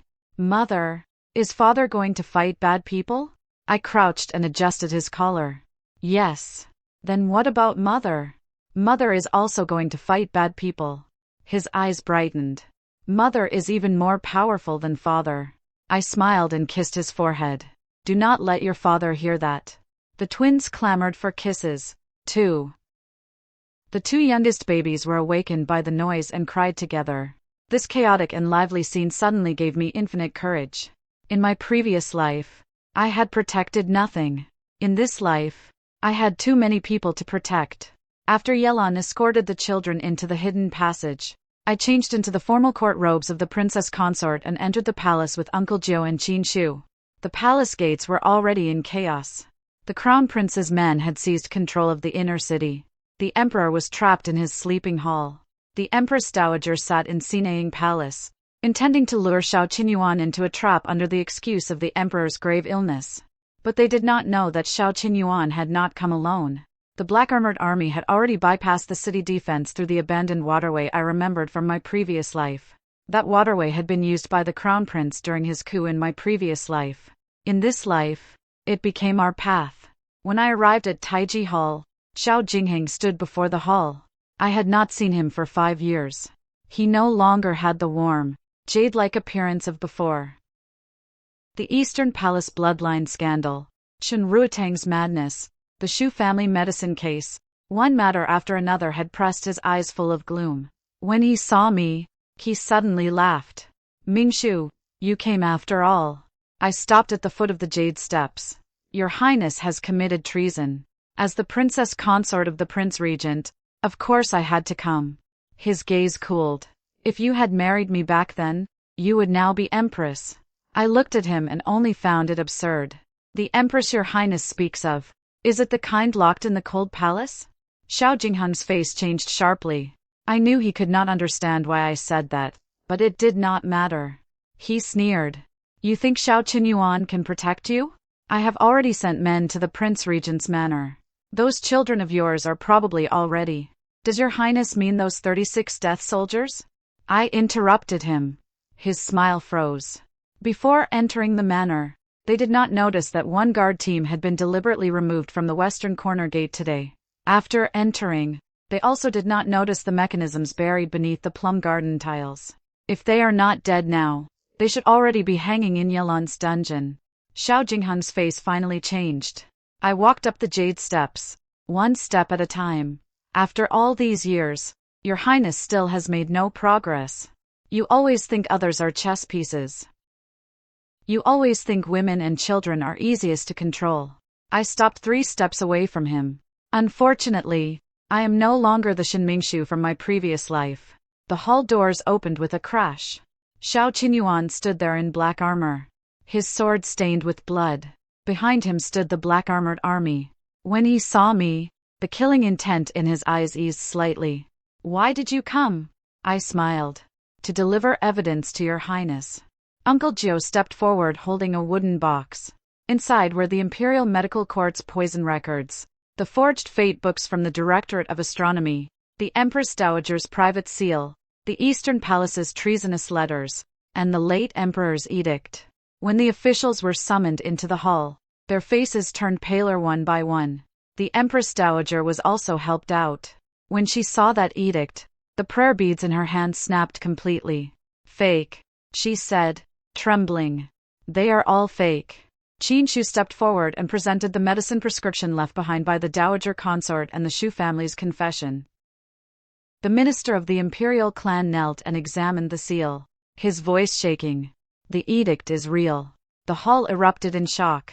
Xiao Jingheng still wanted to struggle, but Xu Huaiyan, dragged in by Yelan, accused him on the spot. The Eastern Palace had colluded with enemies, plotted against the Prince Regent, forged fate books, poisoned the manor. Every crime was laid bare. No defense remained. The Empress Dowager collapsed into her chair and murmured, I only did it for the rivers and mountains of Great Yong. Xiao Qinyuan looked at her coldly. So you killed my mother, harmed me until I had no children for years, and nearly killed my princess consort several times. The Empress Dowager's lips trembled, but she could say nothing. I looked at her. There was no pleasure in my heart as I had imagined, only a tired feeling that the dust had finally settled. In my previous life, so many people had died on this chessboard of imperial power. In this life, it was finally time for it to end. Xiao Jingheng was deposed to commoner status and given death 3 days later. When Shen Ruoteng heard in the Eastern Palace that the crown prince had fallen, she went mad that very night.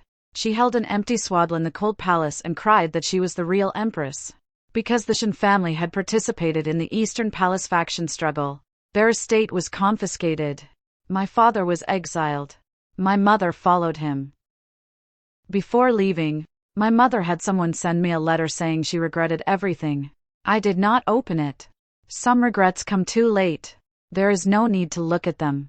The Empress Dowager was imprisoned in a Buddhist hall for the rest of her life.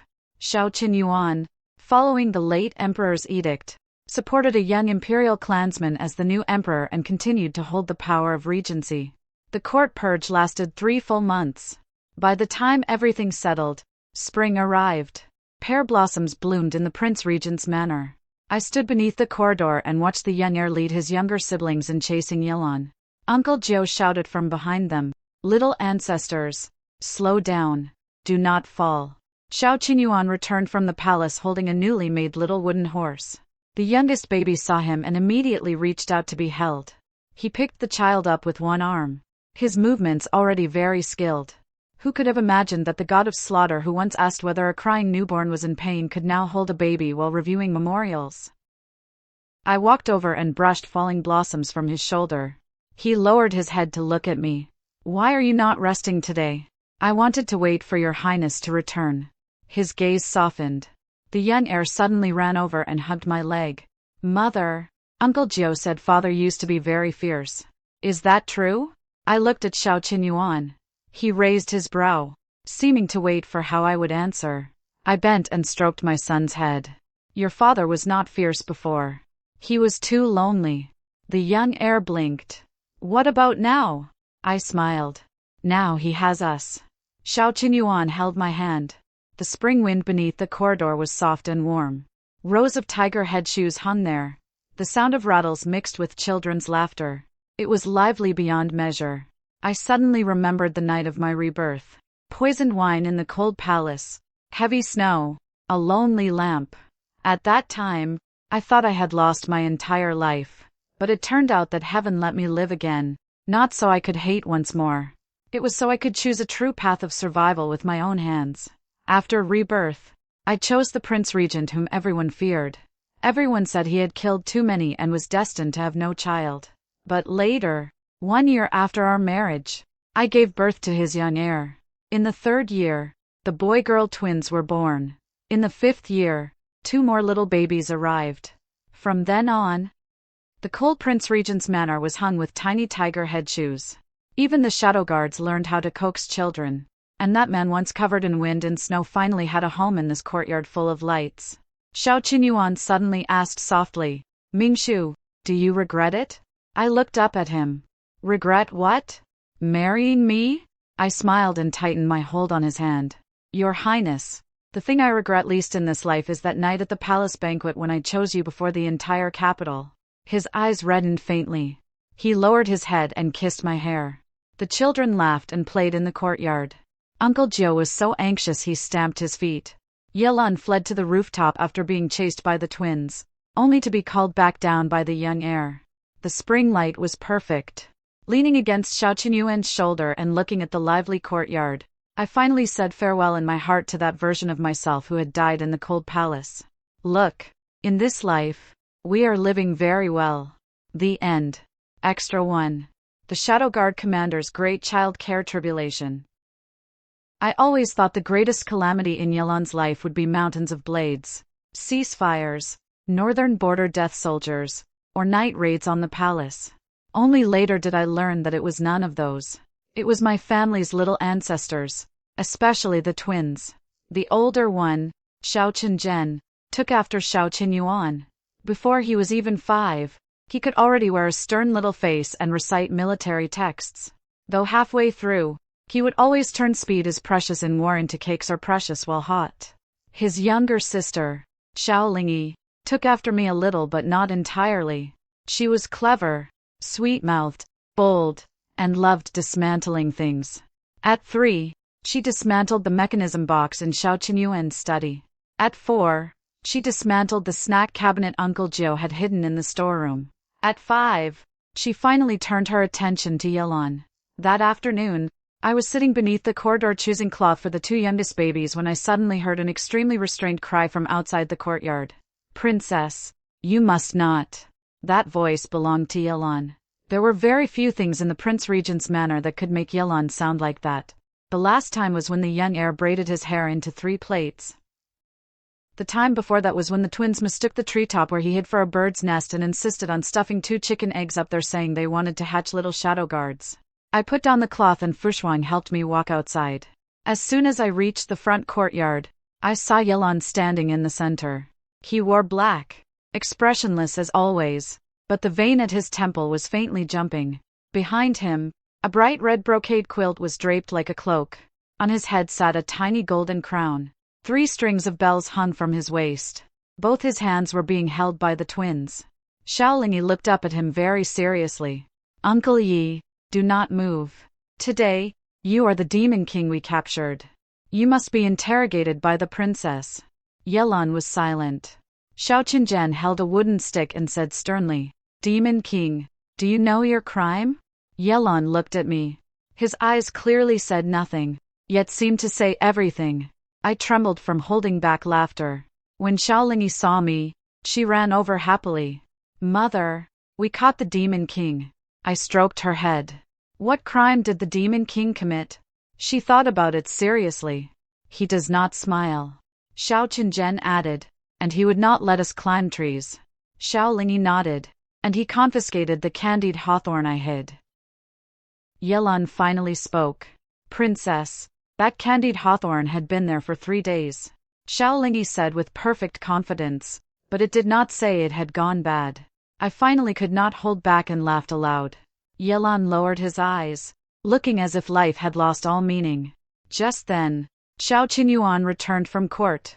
The moment he entered, he saw his shadow guard commander standing in the courtyard, wrapped in red and covered in ornaments, acting as a demon king. The commander of the Black Armor Army, a man accustomed to mountains of corpses and seas of blood, visibly paused. Yilan seemed to have seen a savior. "Your Highness." Xiao Qinyuan looked at him for a moment, then looked at me. I thought he would scold the children for making trouble. Unexpectedly, he asked lightly, "Has the demon king been interrogated?" Yilan snapped his head up. Xiao Lingyi cheered. "Not yet. Father wants to interrogate him, too." Xiao Qinyuan walked before her, his expression calm. "If the demon king refuses to confess, what should be done?" Xiao Qinzhen immediately said, "Punish him by making him smile." Xiao Lingyi clapped. "Yes, make him smile 3 times." Yilan's face looked even worse than it had on the night the crown prince forced the palace. I leaned against Fushuang, laughing so hard I could barely stand. Xiao Qinyuan looked at Yilan. "You heard them," Yilan said with difficulty. "This subordinate does not know how." Xiao Lingyi hugged Xiao Qinyuan's leg. "Father, teach him." Xiao Qinyuan fell silent. Now it was my turn to watch the show. The dignified Prince Regent, whose cold face could frighten away 100 officials, was now being forced by his daughter to teach a shadow guard how to smile. Everyone in the courtyard lowered their heads, shoulders shaking. Xiao Qinyuan looked at me. I immediately sat upright and pretended I had seen nothing. After a moment of silence, he finally said to Yilan, "The corners of your mouth, lift them." Yilan did as instructed. Xiao Lingyi took one look and immediately hid in my arms. "Mother, the demon king wants to eat people." Yilan said nothing. Xiao Qinyuan also frowned. "Uncle Yi, perhaps you should not smile." Xiao Qinyuan lifted a hand to his lips as if coughing once. I knew he was laughing. He only laughed with restraint for the first time in his life. Yilan showed an injured expression. At dinner, the The children were still discussing the Demon King. The young heir, Xiao Huijin, was already 7 and considered himself the eldest brother. He sat properly as he placed food into his siblings' bowls. He asked Yelan seriously, "Uncle Yi, did you also act as a demon king in the northern border before?" Yelan was expressionless. "No." Xiao Lingyi bit into a chicken leg. "Then why do you look so much like one?" Yelan said nothing. Xiao Qinyuan served me a bowl of soup and said softly, "Do not laugh until you choke." I accepted the soup while fighting laughter. "Your Highness is very indulgent today." He looked at the children making chaos and did not seem aware of how gentle his gaze had become. The manner was too cold before. It is rare for them to be noisy. My heart softened. Just as I was about to speak, Xiao Lingyi shouted again, "Uncle Yi, tomorrow you should be an evil dragon."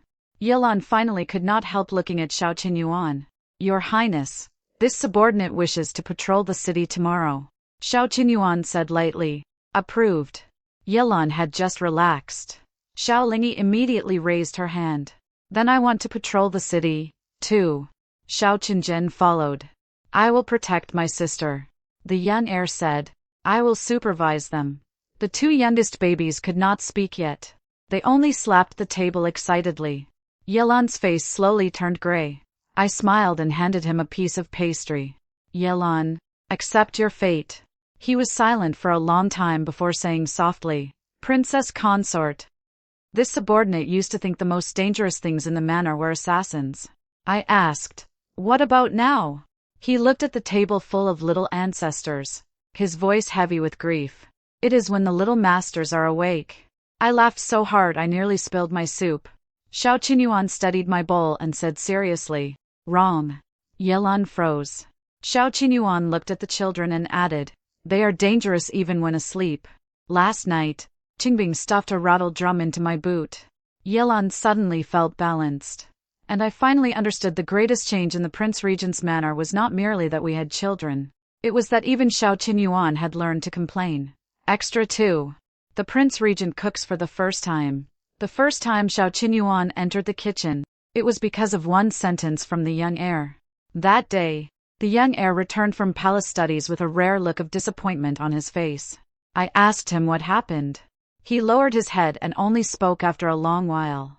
"Today, His Majesty brought sugar-steamed milk curds he made himself for the Grand Tutor. He said his father taught him." I corrected him. "His Majesty has no father now." "Do you mean his imperial uncle taught him?" The young heir nodded, then looked up at me. "Mother, can father make food?" I fell silent.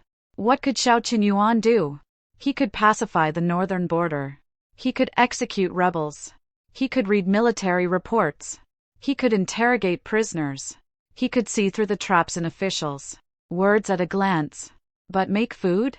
The image of the tiger head shoe he had made for the young heir surfaced in my mind. The tiger was not a tiger. The cat was not a cat. It looked more like a rabbit struck by lightning. I considered my words. "Your father is very busy." The young heir nodded obediently. "I know. It does not matter if father cannot. I was only asking." After saying that, he obediently went to practice calligraphy. But I knew Xiao Qinyuan had heard it. Because that night, while reading military reports in the study, he flipped the same page 3 times. I brought tea inside and pretended not to know. "Your Highness seems distracted today." He lifted his eyes. "No." "Then why is your Highness reading the memorial upside down?" Xiao Qinyuan lowered his head and saw that the folded memorial in his hand was indeed upside down. After a brief silence, he very calmly set it down. "The lamp is dim." I smiled without speaking. After a while, he asked, "Do children all like when their fathers cook?" I held back laughter. "Not necessarily." He frowned. "Then why did Huijin ask?" I placed the teacup down and sat beside him. "He does not like food made by his father. He only wants to know that his father would also do something he is not good at for him." Xiao Qinyuan stopped speaking. The next day, disaster struck the kitchen early in the morning. Uncle Jiu came to find me with an expression like the sky had fallen. Princess consort, His Highness entered the kitchen. The tea in my hand nearly spilled. "What did he go in to do?" Uncle Jiu said mournfully. He said he wanted to make sugar-steamed milk curds for the young heir. I pressed my forehead. Is Qin Shu there? She is. What about Yelan? He is there, too. I released a breath. Then it should be all right. Uncle Jiu looked even more sorrowful. But Yelan just came out and said His Highness mistook salt for sugar. I rose immediately. Before I even reached the kitchen door, I smelled something indescribable. It was like burned sugar, also like ruined medicine, and faintly like salted fish. Xiao Qinyuan stood before the stove with his sleeves rolled up. His expression was more solemn than it had been during the palace coup. Yelan stood beside him, holding a bowl of something impossible to recognize. Qin Shu pinched her nose, her face pale. Uncle Jiu asked cautiously, Your Highness, why not let the cooks do it? Xiao Qinyuan looked at him coldly. Uncle Jiu immediately shut his mouth. I walked in. Your Highness. Xiao Qinyuan, when he saw me, was truly uncomfortable. Why are you here? To watch Your Highness pacify the kitchen. Yelan lowered his head. His shoulders moved faintly. Xiao Qinyuan said lightly, Is it that funny? Yelan immediately stood straight. This subordinate would not dare. I walked to the stove and looked at the lump in the pot. I fell silent. Xiao Qinyuan asked, How is it? I said seriously, It has great momentum. He looked at me. Can it be eaten? I looked at him too. After a moment, I said gently, Your Highness, one cannot force everything in life. The kitchen became deathly silent. Then Qin Shu was the first to laugh. Xiao Qinyuan's face darkened slightly. I quickly held his arm. But this is Your Highness's first attempt. It is already very good. He lowered his head to look at me. Truly? I nodded. At least the kitchen is still standing. Yelan finally could not hold back and coughed as if tearing his lungs apart. In the end, I personally taught Xiao Qinyuan to make it again. The hand with which he held the sword was very steady. But when he cut almonds, it looked as if he were cutting off an enemy's head. I reminded him, thinner. He sliced an almond as thick as a copper coin. I fell silent. He asked softly, Still thick? A little. He cut again. This time it was thin, but it shattered into crumbs. I held back laughter. It is fine. It can still be used. From morning until afternoon, the sugar-steamed milk curds finally looked presentable. The surface was not smooth enough. The almonds were tragically broken, but it truly had fragrance. When the young heir was called over, his eyes shone like stars. Father made this. Xiao Qinyuan nodded, his expression more solemn than court business. The young heir held the bowl and carefully tasted a spoonful. Everyone stared at him. I had even prepared to ask Qin Shu for water, but the young heir lifted his head, smiling so brightly his eyes curved. It is delicious. Xiao Qinyuan visibly relaxed. The young heir scooped another spoonful and held it to Xiao Qinyuan's mouth. Father should eat too. Xiao Qinyuan ate it. His expression stiffened almost imperceptibly. I immediately understood. The taste was probably very ordinary. But he did not change his expression. Not bad. The young heir was even happier. Will father make it for me again? Xiao Qinyuan was silent. I looked at him. He looked at his son's expectant eyes. At last, he said with difficulty, All right. Uncle Jiu quietly inhaled. Yelan seemed to imagine the kitchen's future fate, and his face went gray again. That night, the young heir ate the whole bowl clean before sleeping. He hugged Xiao Qinyuan's neck and said softly, Father, yours is not as tasty as the cook's. Xiao Qinyuan said nothing. Just as I was about to smooth things over, the young heir continued, But I like it best. Xiao Qinyuan's eyes softened instantly. He stroked the young heir's head. Why? The young heir yawned. Because father made it for me. At that instant, Xiao Qinyuan did not speak for a long time. After the child fell asleep, he held my hand and walked outside. The moonlight beneath the corridor was pale. He suddenly said, I will make it again tomorrow. I was surprised. Is Your Highness not afraid of failing? He looked at the sleeping child inside and said softly, I am. I was even more surprised. A man like Xiao Qinyuan actually admitted fear. He tightened his hold on my hand. But he likes it. My heart softened terribly. The next day, the manor kitchen suffered again. On the third day, black smoke rose from the kitchen chimney. On the fourth day, Yilan volunteered to patrol the northern border and was rejected by Xiao Qinyuan. On the fifth day, the young heir finally ate truly delicious sugar-steamed milk curds. He happily ran around the courtyard with his bowl, telling everyone, "My father made this." Everyone in the manor gave face. Uncle Jiu praised, "His Highness has extraordinary talent." Qin Shu praised, "At least this time, there is no need to prepare antidote pills." Yilan praised in the most practical way. The kitchen survived. Xiao Qinyuan looked at him coldly. Yilan immediately added, "His Highness is wise." I laughed until I collapsed onto the couch. Later, Xiao Qinyuan entered the kitchen more and more often, although the thing he made most was still sugar-steamed milk curds, and whenever he tried something else, Qin Shu was often alarmed. The children all praised him sincerely because in their hearts, whether father could cook well was not important. What mattered was that the man who had once been as cold as a snowy mountain was willing to wash his hands and enter the kitchen for them, clumsily learning how to tell sugar from salt. Of course. Many years later, the Prince Regent's manor still had one unwritten rule. Whenever His Highness entered the kitchen, everyone first had to confirm three things. Was the water vat full? Were the windows open? Was Physician Qin in the manor? Extra 3. The young heir runs away from home. When the young heir was 7, he ran away from home once. Of course, he did not go far.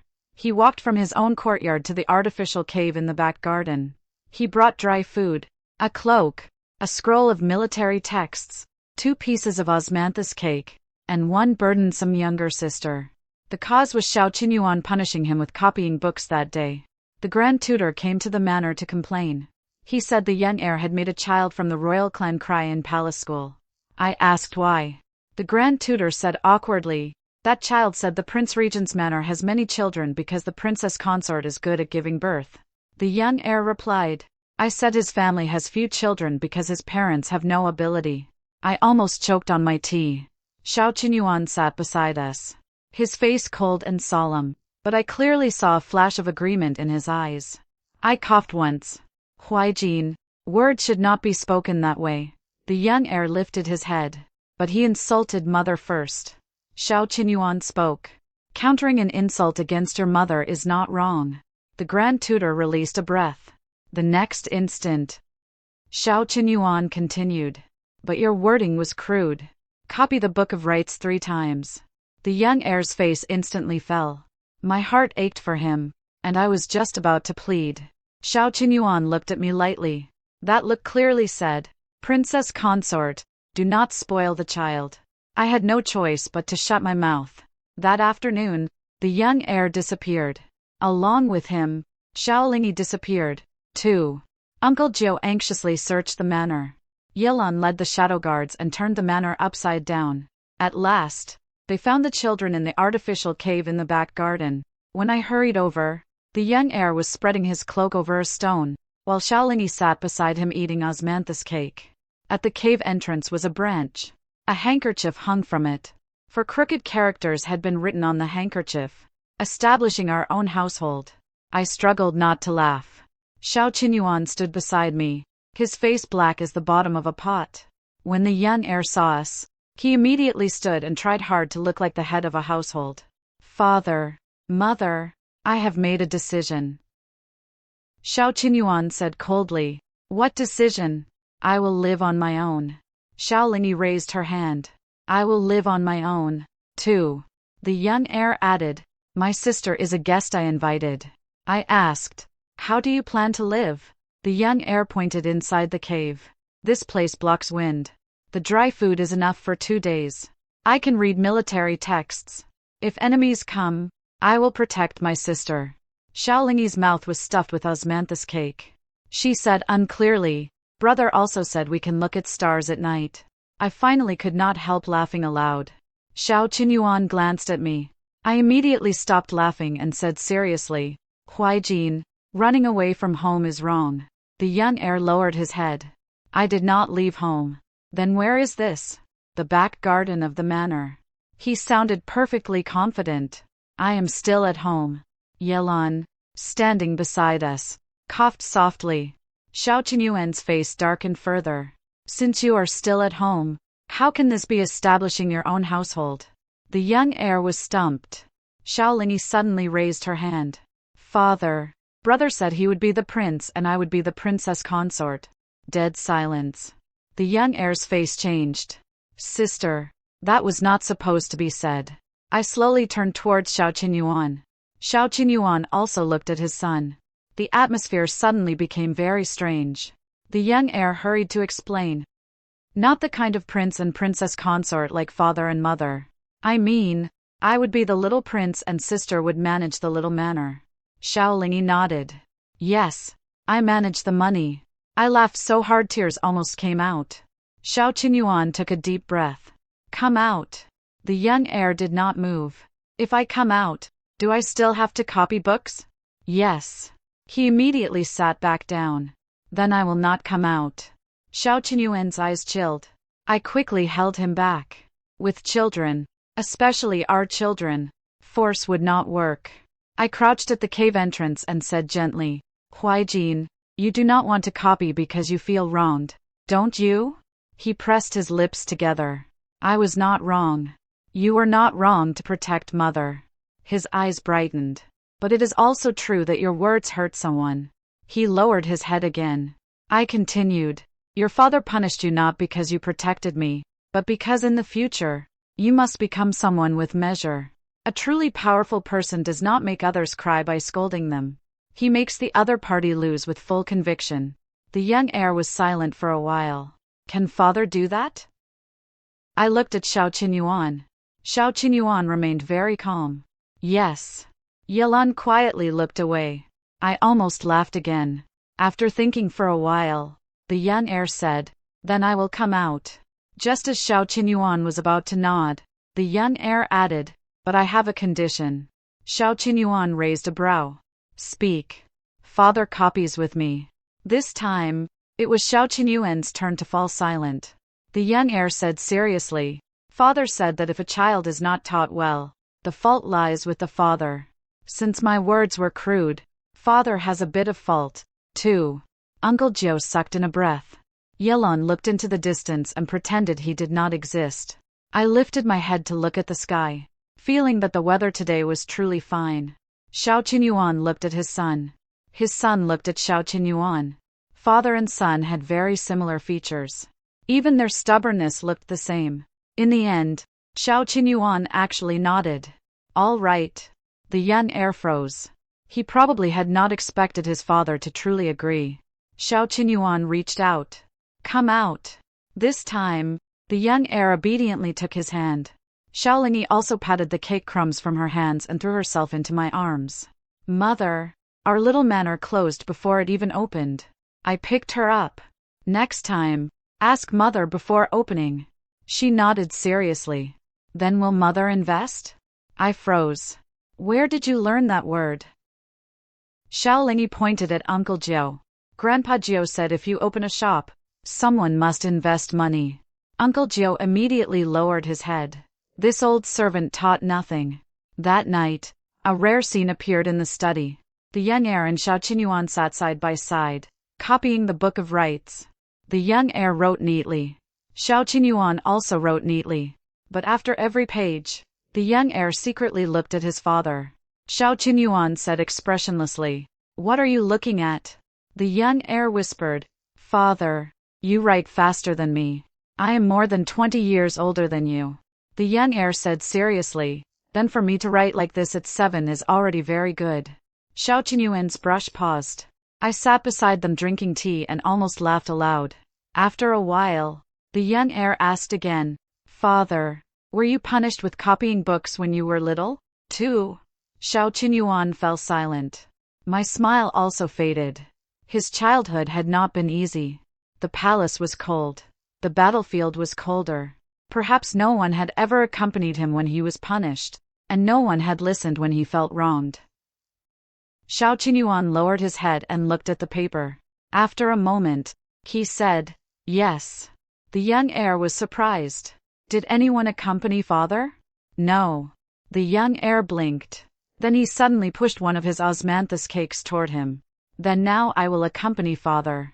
Xiao Qinyuan looked at that piece of cake, and his gaze suddenly softened. He reached out, picked it up, and took a bite.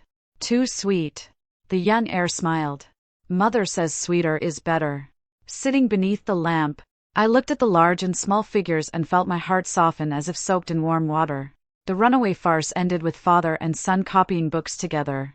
The next day, the parents of the royal clan child brought their son to the manor to apologize. The young heir returned the courtesy properly and said, "Yesterday, my words were improper and hurt you. I apologize. But you should not have discussed my mother, either." The child blushed and also apologized softly. The matter was resolved perfectly. Only after that, a wooden sign appeared at the artificial cave in the back garden of the Prince Regent's manor. It read, "Former site of the little manor." It was said that Xiaolingi had hung it herself. There was also a small line beneath it, "Opened for 1 day, lost 2 pieces of osmanthus cake. Extra 4. The baby army at the palace banquet." In the year the new emperor turned 10, the palace held a banquet. Originally, I did not want to bring the children into the palace, not because I feared they would lose manners.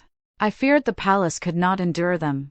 But the new emperor personally issued an order saying you wish to see the younger brothers and sisters from the Prince Regent's manor. After reading the decree, Xiao Qinyuan was silent for a moment. "Bring 2. I looked at the 5 children in the courtyard. The young heir was the most steady. He could go. If only one of the twins went, the other would surely turn the manor upside down. If the 2 youngest babies were not brought, they would surely cry until Yilan doubted his existence. I sighed. "Bring them all." Xiao Qinyuan looked at me, a rare trace of worry in his eyes. "The palace banquet will be chaotic." I nodded. "That is why we bring them all. Then the chaos will be even." Facts prove that I had still underestimated them. Before entering the palace, Uncle Joe prepared 5 small bags. The young heir's bag contained books. Xiao Qingyan's bag contained a wooden sword. Xiaolingi's bag contained snacks, a rattle drum, and a packet of small stones from unknown origin. The 2 youngest babies' bags contained milk cakes and spare clothing. Yilan was responsible for escorting them. He stood beside the carriage and looked at this line of children with an extremely heavy expression. I comforted him. "It is only a palace banquet," Yilan said softly. "Princess consort, the last time the princess entered the palace, she dismantled one of the windmills in the imperial garden." Xiaolingi immediately corrected him. "I was repairing it." Yilan glanced at her. "After you repaired it, it flew into Tai Pond." Xiaolingi blinked. "At least it flew." I pressed my forehead. Xiao Qinyuan was quite calm. He held my hand and helped me into the carriage. When we reached the palace, the new emperor personally came to greet us. Though young, the new emperor was very courteous. When he saw Xiao Qinyuan, he respectfully called him imperial great uncle. When it was the children's turn to salute, the young heir behaved properly. Xiao Qingyan barely behaved properly.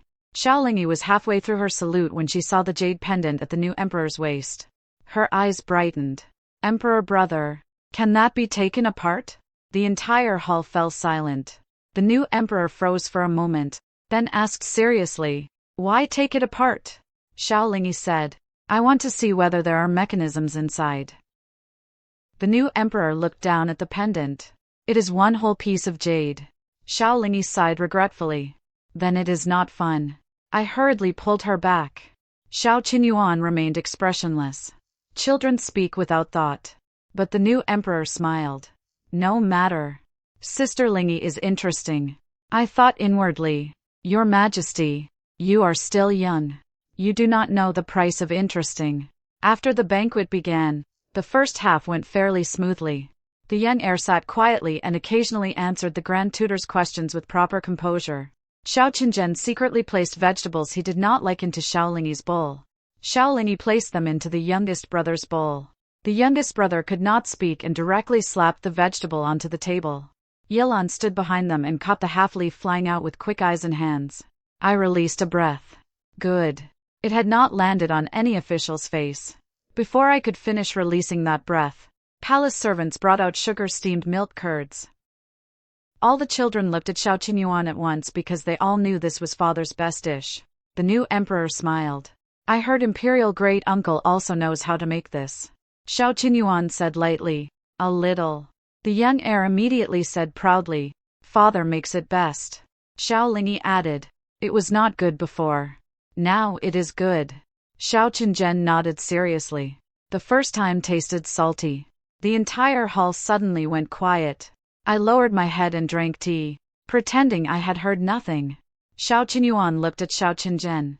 Xiao Qinzhen finally realized he had said the wrong thing and immediately tried to fix it. But father improved greatly. Yelan closed his eyes. The new emperor laughed so hard he nearly doubled over. Imperial Great Uncle has mistaken salt, too. Xiao Qinyuan's expression was calm. Your Majesty may try once as well.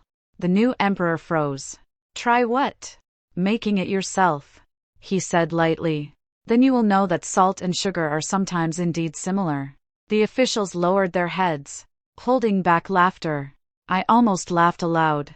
Halfway through the banquet, the Grand Tutor suggested that the children of each family compose poems. The young heir was called. He stood and recited a poem about snow. Though still childish, it carried a broad spirit. Everyone praised him. Xiao Qinzhen was unconvinced and also stood. I can do one, too. The Grand Tutor smiled. Please. Young master. Xiao Qinzhen thought for a moment, then recited. Father's black robes are like a crow. Mother's white dress like pear blossoms. Uncle Yi stands on the wall like a great black melon. The entire hall became deathly silent. Yelan stood in the corner, his whole body stiff. I almost sprayed out my tea. Xiao Qinyuan's expression also paused. Xiao Lingyi clapped. Good poem. The Grand Tutor forced himself to say. Young master's poem is full of childlike charm. Yelan said softly. This subordinate thanks young master. Xiao Qinzhen sat down proudly. I thought this was already the day's greatest accident. I did not expect the real accident to come later. After the youngest sister woke from her nap, she began looking for me. A palace servant carried her past the hall. She suddenly saw Xiao Qinyuan and immediately reached out. Daddy. The palace banquet had already been quiet. That soft, milky daddy made the entire hall melt. Xiao Qinyuan put down his wine cup and very naturally took her into his arms. The little baby sat in his lap, grabbed his robe, then pointed at Yelan and shouted, Bird. Yelan said nothing. Xiao Lingyi immediately explained. Sister means Uncle Yi can fly. The new emperor became even more interested. He really can fly? Xiao Lingyi nodded. He can. Last time he flew into a tree, and brother said he looked like a crow. Yelan closed his eyes. I no longer dared look at his face. The new emperor was young and curious. Can Commander Yi demonstrate? Yelan looked at Xiao Qinyuan. Xiao Qinyuan looked at me. I looked at Xiao Lingyi. Xiao Lingyi looked full of expectation. In the end, Yelan performed lightness skill before the entire court, flying from outside the hall up to the palace wall and back down again. The whole hall applauded. Xiao Lingyi whispered to me, Mother, Uncle Yi looks like the star performer of a circus troupe today. I covered her mouth. Too late. Yelan heard. On the way back to the manor, Yelan remained silent the entire ride. I lifted the curtain and looked at him. Are you angry? Yelan was expressionless. This subordinate would not dare. Xiao Lingyi stuck her head out of the carriage window. Uncle Yi, you flew very beautifully today. Yelan was silent for a moment. Thank you, Princess. Xiao Qinzhen also stuck his head out. My poem was also very good. Yelan's voice grew lower. Young master's talent is outstanding. I laughed until I leaned against Xiao Qinyuan's shoulder. He supported me and asked softly, Are you tired today? Tired, but very happy. He looked at the palace lamps outside the carriage and said softly, I used to hate palace banquets. What about now? He glanced at the children squeezed together inside the carriage. The young heir was reading. The twins were fighting over snacks. One of the babies was asleep. The other clutched his sleeve and refused to let go. The corner of Xiao Qinyuan's lips curved slightly. Now I feel they are not impossible to endure. I leaned against him and smiled. Because someone endures them with your highness. No. He lowered his head to look at me. because no matter how cold the palace banquet is, I now know there is liveliness waiting for me back home. I held his hand and said nothing more. The carriage drove through the long street. The night was gentle. The lanterns of the Prince Regent's manor glowed in the distance. At that moment, I suddenly felt that the best wealth in this world was not sitting high above court, nor was it glory covering the body. It was after noise and laughter. Someone sitting in the same carriage with you, bringing a crowd of clamorous children back to a home whose lights would always be burning. Extra 5. The Prince Regent gets jealous of his son. No one in the manor dared speak of Xiao Qinyuan being jealous, but everyone knew, especially after the young heir grew older. The young heir, Xiao Huijin, looked like him and shared his temperament. Though compared with Xiao Qinyuan's youth, he had more softness. He studied well. He rode and shot well. He treated his younger siblings well. Most importantly, he was especially attached to me. Every morning when he came to greet me, he brought me a flower. After school in the afternoon, he told me what happened in palace studies. Before studying at night, he came to ask whether I wanted any snacks. At first, Xiao Qinyuan was very pleased. Later, he gradually grew silent. The matter erupted on a spring night. That day, I had caught a mild cold. Xiao Qinyuan forbade me from going outside. Even the window was only allowed to open halfway. After the young heir returned from school and heard I was ill, he immediately ran over with a book. "Mother, I will read to you so you will not be bored." Of course, I was pleased. The young heir sat beside the couch and read from the classic of mountains and seas in a clear voice. He read seriously. I listened seriously. Xiao Qinyuan sat nearby reviewing memorials. At first, he was very quiet until the young heir reached the third passage. Xiao Qinyuan suddenly said, "Huijin." The young heir lifted his head. "Father, have you finished your homework?" "I have practiced archery. I have memorized military texts." "I have." Xiao Qinyuan fell silent. The young heir continued reading. After a while, Xiao Qinyuan said again, "Your mother needs rest." Before I could say I was not tired, the young heir obediently closed the book. "Then I will come again tomorrow." He reached the door, then turned back and asked, "Mother, shall I bring you pear blossom cakes tomorrow?" I smiled. "All right." Xiao Qinyuan's brush paused. After the young heir left, the room quieted. I looked at Xiao Qinyuan. "What is wrong with your highness today?" He lowered his head and continued reviewing. "Nothing." "Truly?" I held back laughter. "Then why did your highness approve this memorial with the words pear blossom cakes approved?" His hand paused. I reached out and took the memorial. Sure enough, those 4 words were written properly on it. Pear blossom cakes approved. I finally laughed aloud. Xiao Qinyuan's expression did not change. A slip of the brush. "Is your highness jealous?" He lifted his eyes. "I am jealous of my own son?" I nodded. Impossible." He answered too quickly. I wanted to laugh even more. At that moment, a very light sound came from outside the window. I looked up. "Who is there?" Xiaolingi poked her head up from beneath the window, eyes curved with laughter. "Mother, it is me." Xiao Qinyuan's face darkened. "Why are you crouching beneath the window?" Xiaolingi climbed in from outside, followed by Xiao Qingzhen. "We came to see whether father was jealous of older brother." Xiao Qingzhen said softly. I said no. Sister said yes. Xiaolingi was proud. I won. Xiao Qinyuan said nothing. I pressed my forehead. "How did you know?" Xiaolingi counted on her fingers. Older brother gave mother flowers. The next day, father gave flowers, too. A very big pot. Xiao Qingzhen added. Older brother read to mother yesterday. Father also brought a book. He read military strategy, and mother fell asleep. I almost collapsed from laughter. Xiao Qinyuan's face cooled little by little. Unfortunately, the children no longer feared him. Xiaolingi continued. Older brother said mother likes pear blossom cakes, so father had the kitchen make 8 plates. Grandpa Gio said if we keep eating them, the manor will become pear blossom manor. Xiao Qingzhen said seriously. So, father is jealous. Xiao Qinyuan sat down his brush, his voice calm. Do you have too little homework? The two children instantly shut their mouths. But Xiaolingi quickly hid behind me. Mother, save me. I laughed and shielded her. Your Highness. Children speak without thought. Xiao Qinyuan looked at us, mother and daughter, then at Xiao Qingyuan's upright face. At last, he pinched his brow. Go out. Xiaolingi poked her head out. Does father admit it? Go out. Then that means you admitted it. She pulled Xiao Qinjian and ran off. Only Xiao Qinyuan and I remained in the room. I laughed and could not stop. He came to the couch and sat down, watching me. Is it that funny? I nodded. It is. He suddenly leaned forward and trapped me against the couch. I froze. He said softly. The princess consort seems to enjoy watching me be laughed at. I blinked. Does your highness want to punish me? He looked at me. A faint smile in his eyes. What punishment?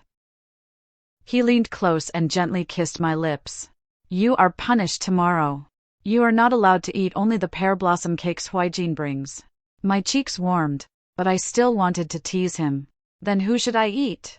Mine. What if they do not taste good? He said lightly. Yelan tried them. I was shocked. Your Highness made Yelan test the pastries? Was he willing? He would not dare be unwilling. I finally felt pity for Yelan. The next day, the young heir indeed brought pear blossom cakes. Xiao Qinyuan also brought a plate. Father and son stood before me, though neither spoke. The atmosphere somehow resembled two armies facing off. The young heir looked at the cakes in Xiao Qinyuan's hand, then at me. He suddenly understood something and a smile flashed in his eyes. Mother, you should eat father's first. Xiao Qinyuan looked at him. The young heir said properly, Father is older. We should yield to father. The room went still. I struggled to hold in laughter. Xiao Qinyuan was expressionless. Xiao Huijin. The young heir immediately added, This child means father has worked hard. Xiaolingi poked her head in from outside. Older brother. You said it too late. Xiao Qinjian also poked his head in. Father's face is dark. The two youngest babies poked their heads out, too. Though they understood nothing, they excitedly slapped the doorframe. Xiao Qinyuan looked at that row of heads at the door and fell silent. I laughed until I leaned back on the couch. In the end, I ate both plates of pear blossom cakes. Both tasted good. Only from then on, the Prince Regent's manor had another new rule. Anyone who brought snacks to the princess consort had to inform His Highness first. Uncle Gio said privately, His Highness grows younger the older he gets. Yelan said, At least he no longer makes this subordinate act as the Demon King. As soon as he finished speaking, Xiaolingi appeared beside him. Uncle Yi, you reminded me. Yelan turned and left. Xiaolingi chased after him. Uncle Yi, tomorrow we will perform the Demon King steals pear blossom cakes. Yelan walked faster. Standing beneath the corridor, I laughed helplessly at the scene. Xiao Qinyuan came from behind and draped a cloak over my shoulders. The wind is cold. I turned back to look at him. Is your highness still jealous? He said lightly. No. He was silent for a moment. Then he said softly, He is my son. So, I will give him half. I could not help laughing. I leaned into his arms. This man once gave his life to Great Yong. Now he seriously divided half of my affection with his son. But I knew he was not truly petty. He had simply finally gained people he could care about, people he could fuss over, people before whom he could show a little clumsy temper. And I was very willing to indulge him. Extra 6. The case of the missing tiger head shoe. Many serious cases had happened in the Prince Regent's manor. The Crown Prince's palace coup, the forged fate order from the Directorate of Astronomy, the Shu family poison case. But in Uncle Gio's heart, the most serious case was the missing tiger head shoe that winter. One of the tiger head shoes hanging beneath the corridor suddenly disappeared. Not just any tiger head shoe. It was the first one Xiao Qinyuan had embroidered himself. Ugly, yes, but meaningful. When Uncle Gio discovered it, he nearly fainted. That was the first shoe His Highness made for the young heir. I was drinking tea and froze when I heard it. I remembered that shoe. The tiger looked like a cat. The cat looked like a rabbit. And the rabbit looked as if someone had stepped on it. Back then, I laughed at Xiao Qinyuan for a long time. He had pretended not to care, but afterward he secretly practiced for months. That shoe had always hung at the innermost side of the corridor. Who would dare take it? Uncle Jiu immediately sealed the manor. Yelan personally investigated the case. The children were summoned to the front hall. The moment Xiao Lingyi heard there was an investigation, her eyes shone. Can I be the constable? Uncle Jiu said sternly. Princess, this is not play. Xiao Lingyi immediately put on a serious little face. Bold Uncle Jiu, how dare you question this constable? Uncle Jiu said nothing. The young heir asked, the missing shoe is father's ugly one. Xiao Qinyuan happened to enter. The room instantly fell silent. The young heir calmly changed his words. This child means the tiger head shoe with unique spirit. I lowered my head and drank tea. Xiao Qinyuan glanced at him and did not speak. Xiao Qinzhen asked, could a cat have dragged it away? Xiao Lingyi shook her head. Impossible. Cats have taste, too. I choked on my tea. Xiao Qinyuan slowly looked at his daughter. Xiao Lingyi immediately hugged me. Mother, I did not say father embroidered badly. I mean cats have no taste. Yelan began questioning them.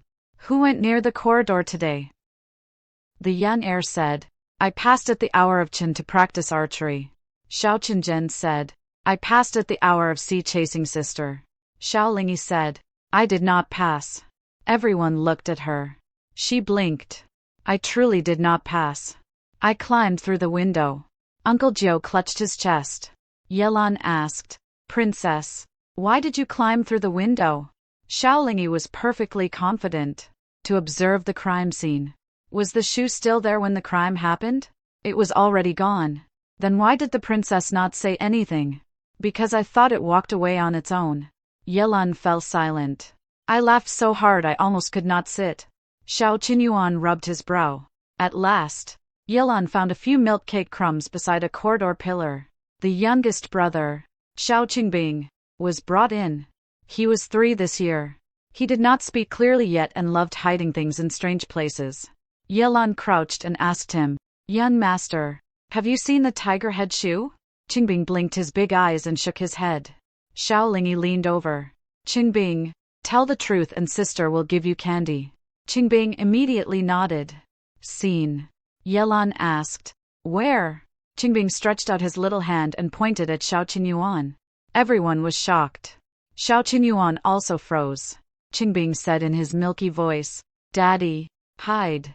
Xiao Qinyuan said nothing. Every gaze in the room fell on him.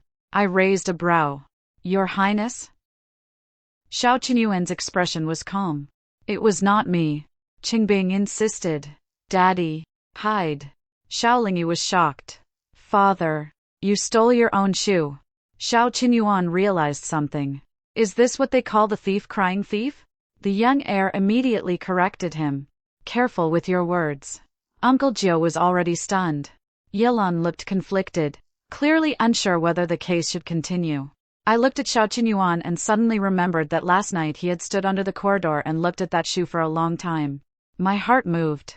Your Highness, did you truly not take it? He was silent for a moment. Then he said, I took it. Uncle Jiu's knees nearly gave way. Xiao Lingyi jumped with excitement. Case solved. Xiao Qinyuan glanced at her. She immediately sat properly. Father, please explain the process of the crime. I held back laughter until my stomach hurt. Xiao Qinyuan took the tiger head shoe from his sleeve. The shoe had been washed clean. The stitches were old. The tiger head was still ugly with great spirit. He said lightly, the thread was loose. I took it to repair. The room went quiet. Uncle Jiu's eyes instantly reddened. I also froze. So last night the wind had been strong and the thread of that shoe had come loose. He feared it would fall, so he took it away to repair it.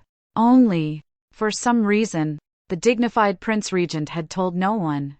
Xiao Lingyi asked softly, Father, were you embarrassed? Xiao Qinyuan said, No. Xiao Qinzhen asked seriously, Then why did you take it secretly?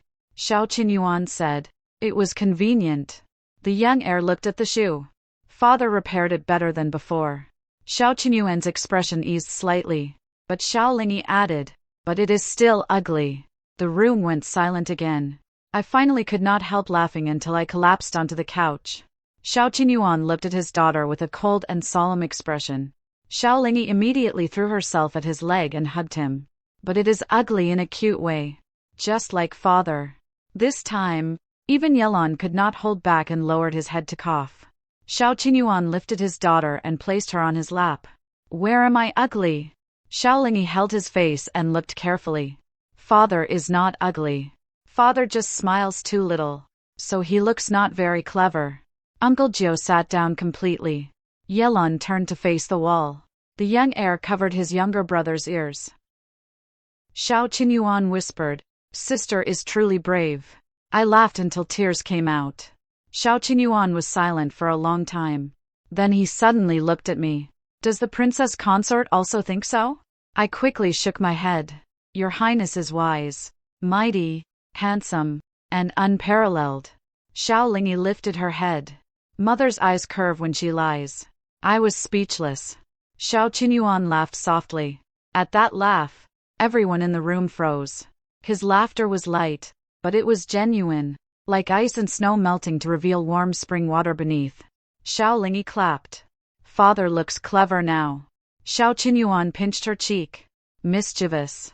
The case of the missing tiger head shoe was finally closed with His Highness himself as the culprit, guilty of stealing and repairing it. Uncle Jiu solemnly hung the shoe back beneath the corridor and added a small wooden sign beside it. It read, embroidered by His Highness. Strictly forbidden to be blown by wind. Looking at the wooden sign, I laughed helplessly. Xiao Qinyuan stood beside me, his expression light. Is it that funny? I held his arm. It is funny and good. What is good? I looked at the row of tiger head shoes beneath the corridor. Some were new. Some were old. Some large. Some small. Some exquisite. Some ugly in a particularly striking way. They hung in the wind and swayed lightly, as though stringing together all the years we had lived. I said softly, It is good that your Highness still remembers the first shoe. Xiao Qinyuan was silent for a moment, then tightened his hold on my hand. That was the first thing I gave Huijin. It was also the first time your Highness learned to be a father. He lowered his head to look at me. I smiled. You did very well. His gaze softened. The tiger head shoes swayed in the wind. I looked toward the courtyard. The children had already made chaos again. Yelon was being chased by Xiao Lingyi, who wanted him to be the criminal for her constable game. Uncle Jiu held a snack box and shouted for them to slow down. Qinshu stood at the medicine room door warning them not to knock over the medicine shelves. The courtyard was full of liveliness, full of ordinary warmth. Leaning against Xiao Qinyuan's shoulder, I said softly, I mean, your Highness has done very well as a father. He did not speak for a long time. The wind passed through the corridor. That crooked tiger head shoe swayed lightly. Xiao Qinyuan said softly, I did not know how before. Now you do. In the future, too. He held my hand, his palm warm. Then the princess consort must keep teaching me. I looked up at him and smiled as I nodded. All right. The sunset fell over the eaves of the Prince Regent's manor. Suddenly, I remembered that many years ago, everyone in the capital had said the Prince Regent's manor was cold. They said it was full of killing energy. They said anyone who married into it would meet no good end.